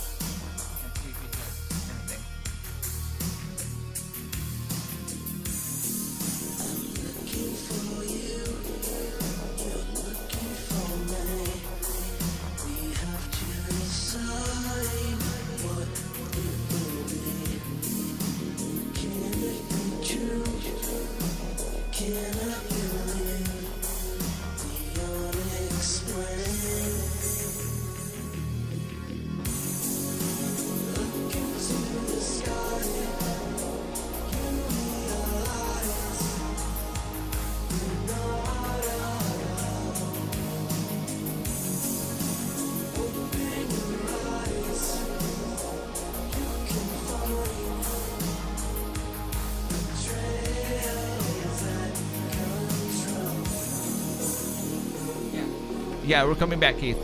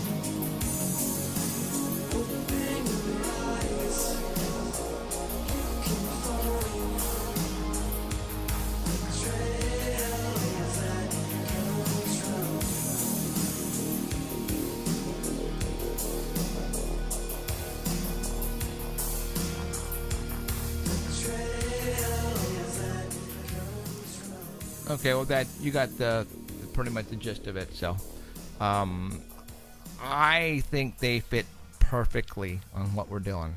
They fit absolutely perfectly on what we're doing. So, I'm like, nobody ever wrote a song for me before. It's called The Unexplained. That's cool. So, yeah, the lyrics on there, hopefully on the album you'll be able to catch the lyrics. But it's about chemtrails and the whole 9 yards. It's makes sense, and he got the inspiration from just listening to us, because that's what we talk about, and that's what he wrote about, and there you go. So it worked out really well. The song is called Unexplained, and it's by Possessed Tranquility, and I don't think you can buy it anywhere out there right now, but eventually on the album you will be able to purchase it. So, all right, so we have about 10 minutes left. What else do we need to talk about? What are you looking at? Oh, they were looking at the set, and one creature, two legs. Yeah, everything's here. It's all together. What do you mean? Yeah, for all the ones on Dark Matter, you miss out if you don't see the video, because then you can't see the set. Yeah, the set that we have. Yeah, I kind of tend to go all out. So if we do the set, it's the same set every week. So for those who are listening on the Dark Matter Network, you can always go back to the archive at paranormalcentral.net just to get a quick peek of the set and just look at it. That's all. I mean, if you want to take a look at it, no big deal. But you can continue listening on Art Bell. No problem. But we're getting a lot of feedback. A lot of people are listening to us at the artbell.com Dark Matter Network, which is awesome, because they just hate when the video freezes up, so they're getting tired of it. And I don't blame you. I really don't blame you. I mean, it's not our fault. It's live stream, and if we want to switch over, but I'm not making any predictions, but right now we're going to concentrate right now on the shooting of the episodes for Paranormal Central on March the 9th. Hopefully, we won't have to move anywhere, and you'll be able to see us on TV other than this. And I don't know. We'll see what happens. There's going to be a lot of changes coming up in the near future for the better, obviously. I won't move away from my doctor. I guess if I can afford to go, Well, no. We're not going to. I mean, if it goes up south, yeah. No, we'll be traveling up there to shoot it and come back home. No, we're not going to move. Yeah, I'm not moving either. No. There's no. If I do move, I'll be making a monthly trip down here. Yeah, no, that won't happen. The way it works in the talk show business, guys, is that they usually shoot 3 episodes per day. And then they'll shoot a whole week's worth of episodes in 2 days, and that's it. Jay Leno's off the rest of the time, and that's the way it goes. They have it easy, so hopefully we'll be doing it too. But to be honest, though, if we are only shooting, if we get a contract with only 1 show a week, so we go up there for like a day a month. Right? It's I can't see that. I want a show every day. I think we have enough material. I think we can pull it off. I know we can. 44 minutes is absolutely nothing. I mean, for all those who watched the pilot and saw the pilot, there was so much more that I wanted to talk about. I could not, because I didn't have enough time to do it. And if we get the talk show, and like we were talking, Alan and I were talking, right now we're talking with directors and producers and how we can make this show work.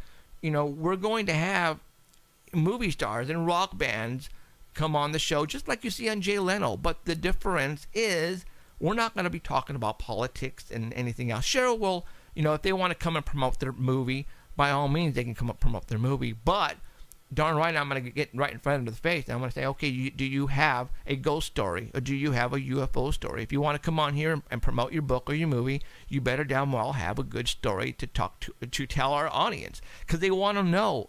Have you ever seen something, shoot across the sky?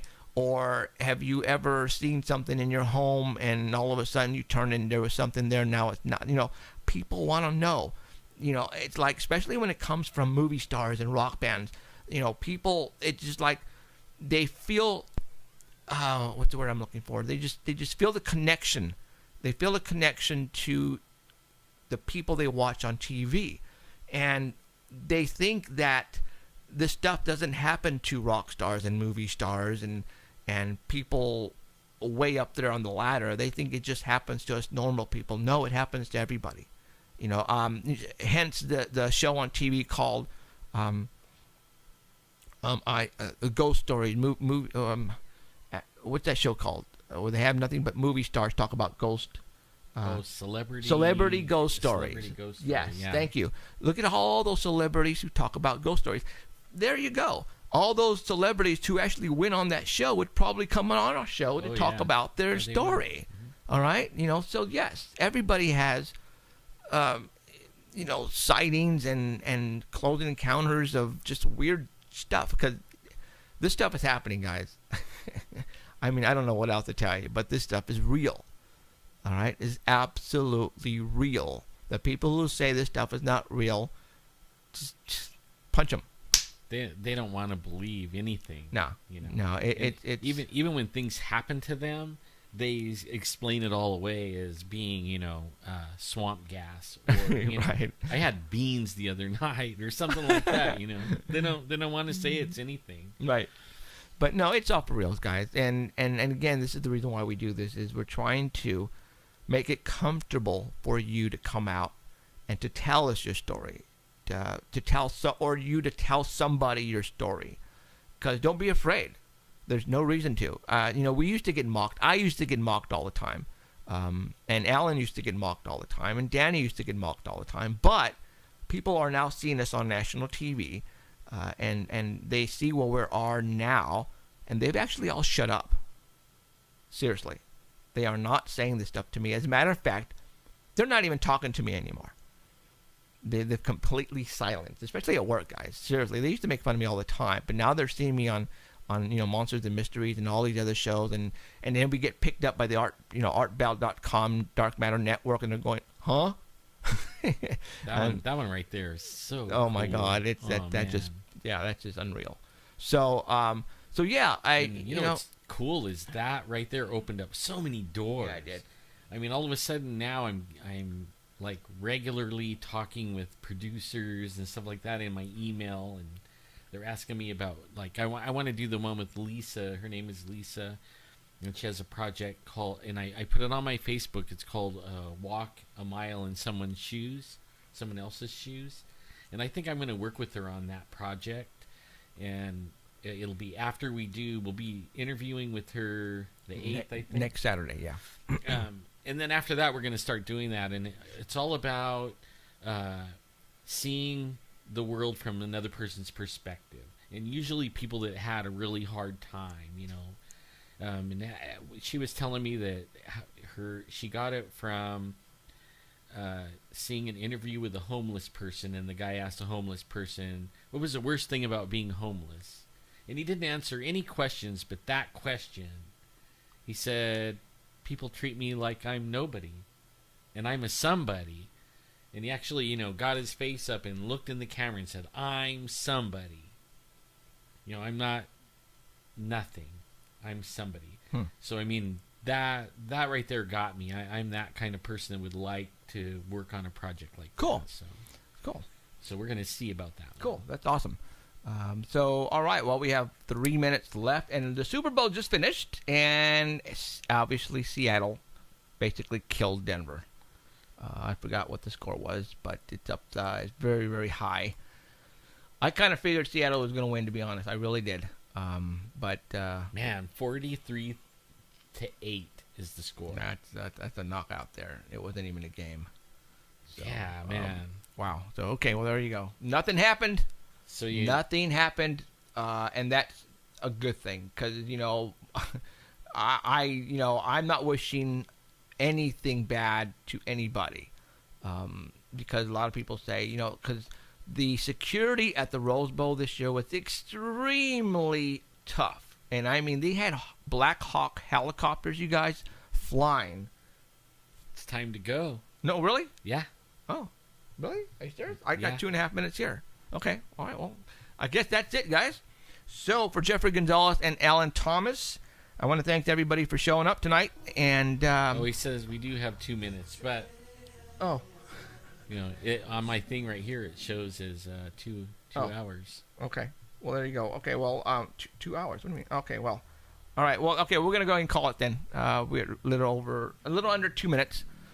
My name is Jeffrey Gonzalez, and you have Alan Thomas. For us here at the studio at Paranormal Central, I want to say thank you very much for showing up tonight, wherever you may be. I really appreciate it. Without you guys, we don't have a show. And I'm sorry your team didn't win, but you know, mine didn't either. My team's not even in the Super Bowl, so I'm not going to even tell you what that is. They'll get clobbered for it. So. Yeah. All right, you guys. Thank you for showing up tonight. I really appreciate it, and we'll see you guys next Sunday, same time, same bad channel. Peace out. Take care. And if you see anything crazy, make sure you call us. And I really hope you witness something you can't explain. Good night, guys. Good night.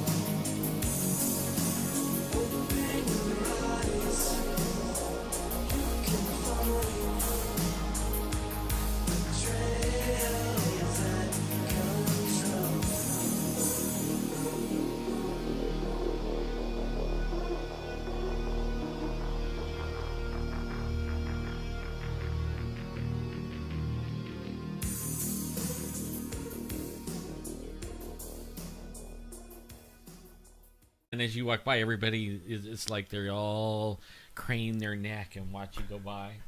Yeah, it's real weird. It's like the at the antique store that we went to. You know, actually the guy, you had the Bigfoot shirt on. Then he said, "Hey," he started talking to you about Bigfoot. Then he goes, "Whoa! I saw you guys this morning on Monsters and Mysteries," and they were freaking out because we just bought a couple things there, but yeah, that I was funny. trying to get it for free, but good luck. Even if they see you on TV, they still got their hand out for the money. Yeah. So, all right. Well, but like I said, we got a TV in here, and we're watching the Super Bowl, and so far nothing exciting has happened. So that's kind of weird. And you know what? Oh, there it is right here. So, usually at this time, we talk to Ken, who's our UFO reporter on the East Coast. Well, he called me a couple days ago, and he says, "Dude, I'm sorry, but I won't be able to call you during that day." And I'm saying, well, how come? Well, I'm going to be at the Super Bowl. He's like going to be where everyone in the world wants to be. Now, what's kind of weird, though, is I called him, and he didn't respond back. He's not answering his phone. So what I'm going to do right now is I'm going to call him because he was supposed to send me some selfies and some pictures of, what's going on. And he hasn't. He's not. Maybe he can't hear his phone because, obviously the loudness of the stadium. Well, even if he has a nosebleed seat, give us a selfie, man. I mean, it costs big bucks to be in that place. No kidding. Well, yeah, he was telling me he got the tickets for free, so he says there's no way I'm going to miss an opportunity to go because he lives not too far away. And I'm calling him right now, and he's not answering his phone, which stinks. That's like a lifetime dream for a lot of people. Go even if you can stand in the aisle. Ken. Come on, Ken. Maybe they shut off all the cell phones where they don't work in the Super Bowl. Oh, can they do that? I don't know, but you would think that right. They might do something like that so that you can't send video. Because man, I heard you can't say Super Bowl party. You can't go we can't advertise that we're gonna do anything Super Bowl. We could call it Super Game, Super anything, but no Super Bowl. That's crazy. Well, he's not answering, so maybe that is the case. Maybe they can't. Everything is shut down. Who knows? So. Yeah. Oh well. Danny was saying sometimes you can't get service in a stadium if everyone is on their phone. Ooh. And I bet you there's a lot of people on the phone in there. Yeah, there is. So okay, well, what we're gonna do is we're gonna call Danny on the Squatch Report. So we're gonna get him on the line right now. And we're going to be looking at some pictures that he sent over of some footprints. I'm not sure exactly what these are, but if you are watching on the Dark Matter Network at artbelt.com, you can go over there right now and take a look at those footprints. And Mr. Danny will talk about them, and we will, figure out what the heck they are all about. So he should answer right now. I know he's watching. Oh, it's halftime right now. Bruno Mars is on. Hey, Danny. Hey, how you guys doing? Good. Hi, Danny. All right. Sorry that we're taking the only ones in the world not watching the Super Bowl. I was going to say, sorry we're taking you away from Bruno Mars, but.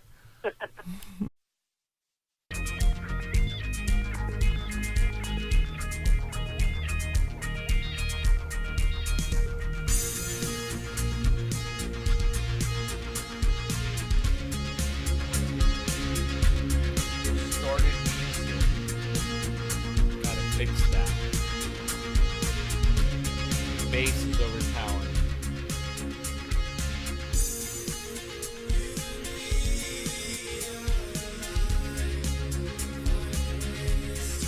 Turn the bass down.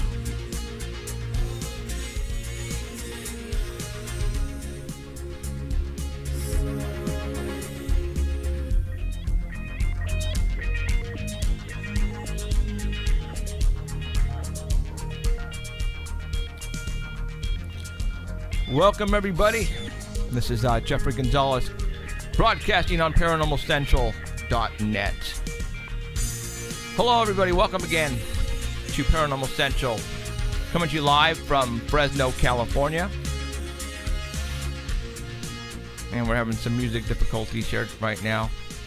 I couldn't come up with the, for some reason, I have the promo tunes or the intro on my iPhone, and it's gone. Just like that. So, oh well. It happens. So, hello everybody again. My name is Jeffrey Gonzalez, and my host on my right, to your left, is Alan Thomas. Howdy, everyone.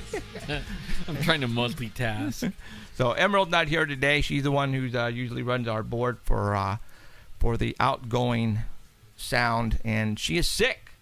That girl is always getting sick, so we're gonna have to give her some drugs, some medicine to get her back to normal.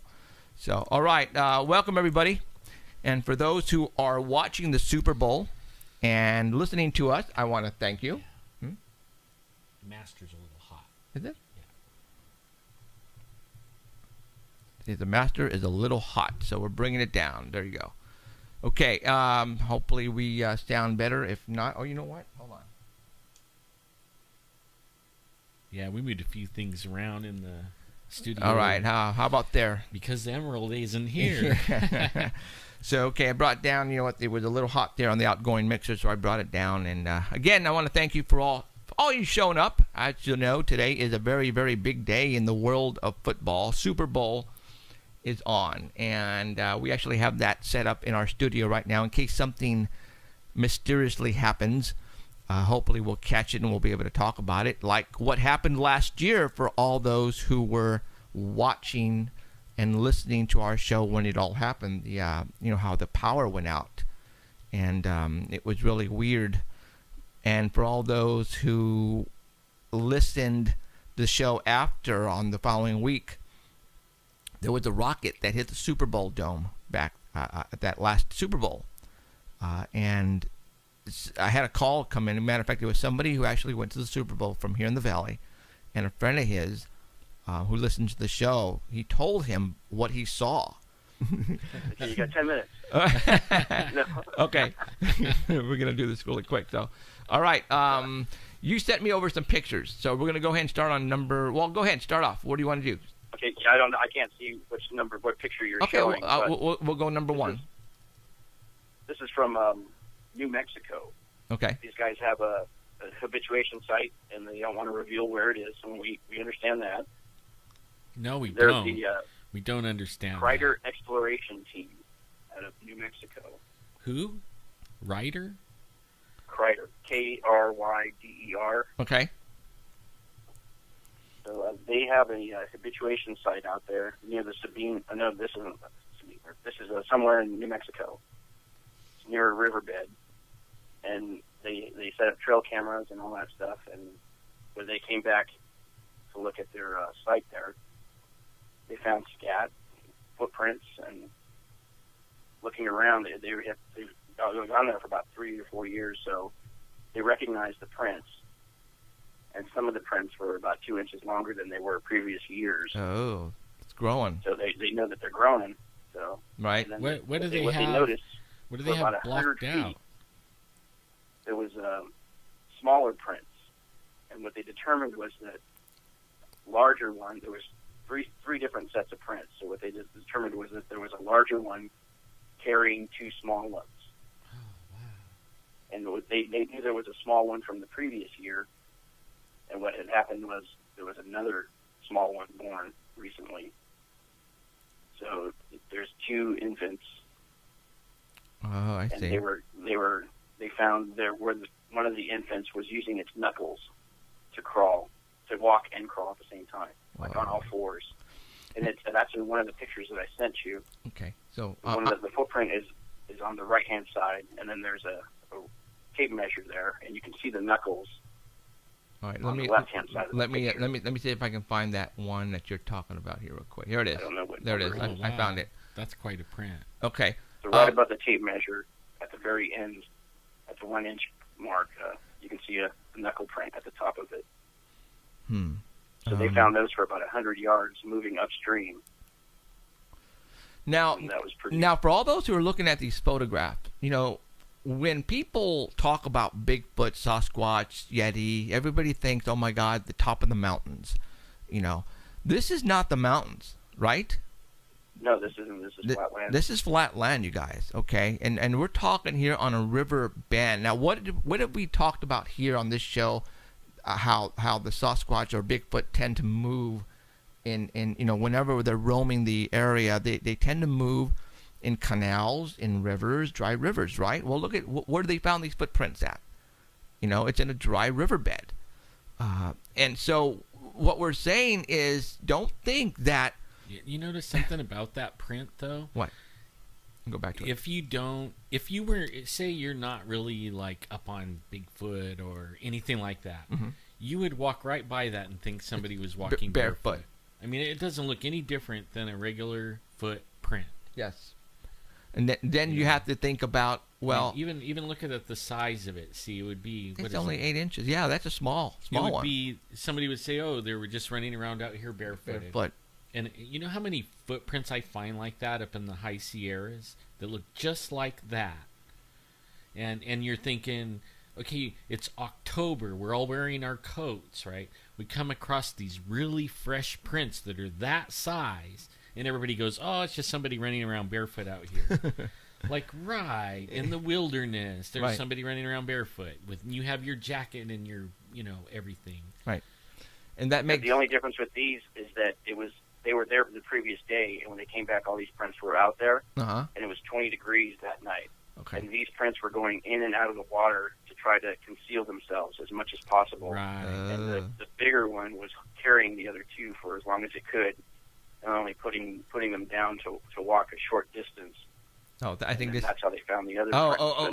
Here's the picture he's talking about. Okay, I got it. Here it is.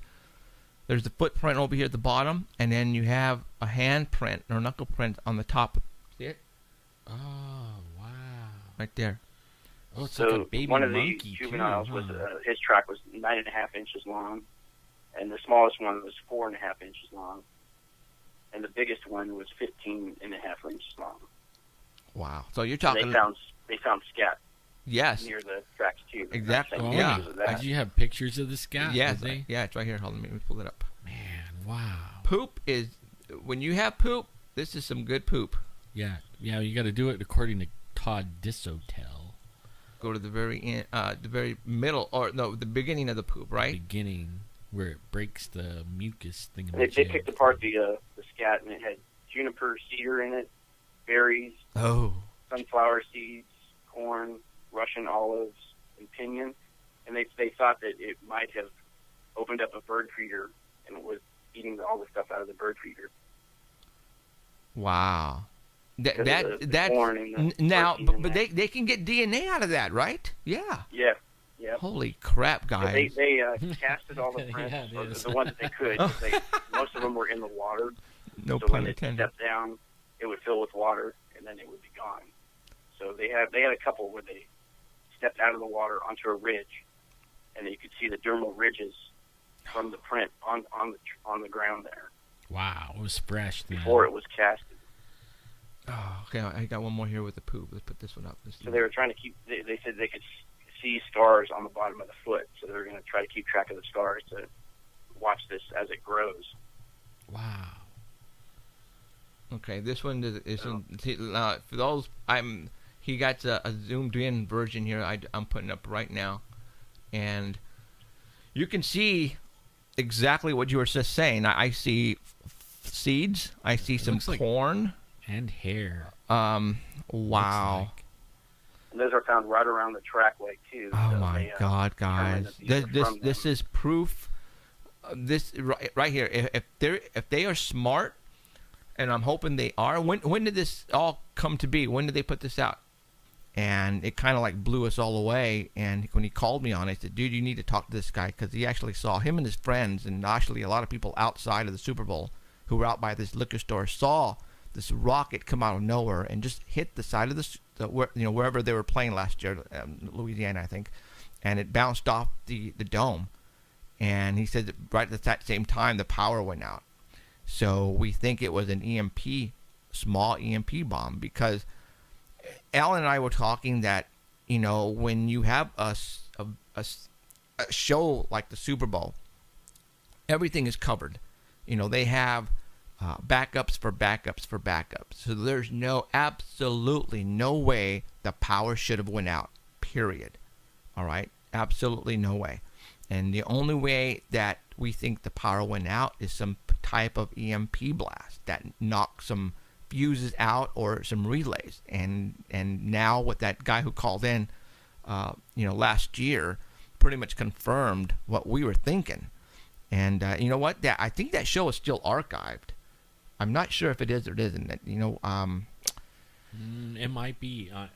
I might have it on my computer. Oh, okay. And if it is, then what we'll do is we will post it on Facebook, and maybe even give it to Keith at artbell.com, so that way they can post it. So that way you can hear what we heard, which kind of blew us away. So what I could do is maybe edit out that little section. Okay. And just make like a little piece of video. There you go. That way we could send it to Keith, and he can put it up like a link to Facebook or something, or YouTube. Yes. Sounds good. Well, anyways, for all those who are watching us on ParanormalCentral.net, thank you. If you don't want to see our ugly mugs, you can always listen to us on the Dark Matter Network, and you can go to artbell.com and listen there as well. For all you truckers and people who are on the road, who are listening to us right now, thank you. And I know there are a lot of people, because we've had people tell us and send us emails that they found us on the artbell.com Dark Matter Network, and we want to thank you for listening. And we want to thank you. Big time. Big time thank you. So we appreciate you listening and watching us, because we're having a blast doing this. A lot of things are happening to us. Things are moving right along with what we had never had planned. Just people are noticing what we're doing here, and that's very awesome to us, because we're doing this for the fun of it, because this is a passion of ours, and it seems to be getting across that way to you guys, and we want to thank you for listening to us. Alan is now, because Alan, y'all all know that Alan is on disability, so he doesn't work, so he's always out doing stuff with his family and his wife. Well, the guy is getting stopped wherever he goes now. I mean, right, Alan? Yeah, it's getting crazy. I mean, everybody pointing at you and talking behind your back, and you don't know what it is, At first, it kind of catches you by surprise, It's kind of funny. Especially as you're walking up to them, and they see you, and then you see, like, their face get this look, Mm-hmm. And then everybody, and they start, bumping their husband and stuff like that, and then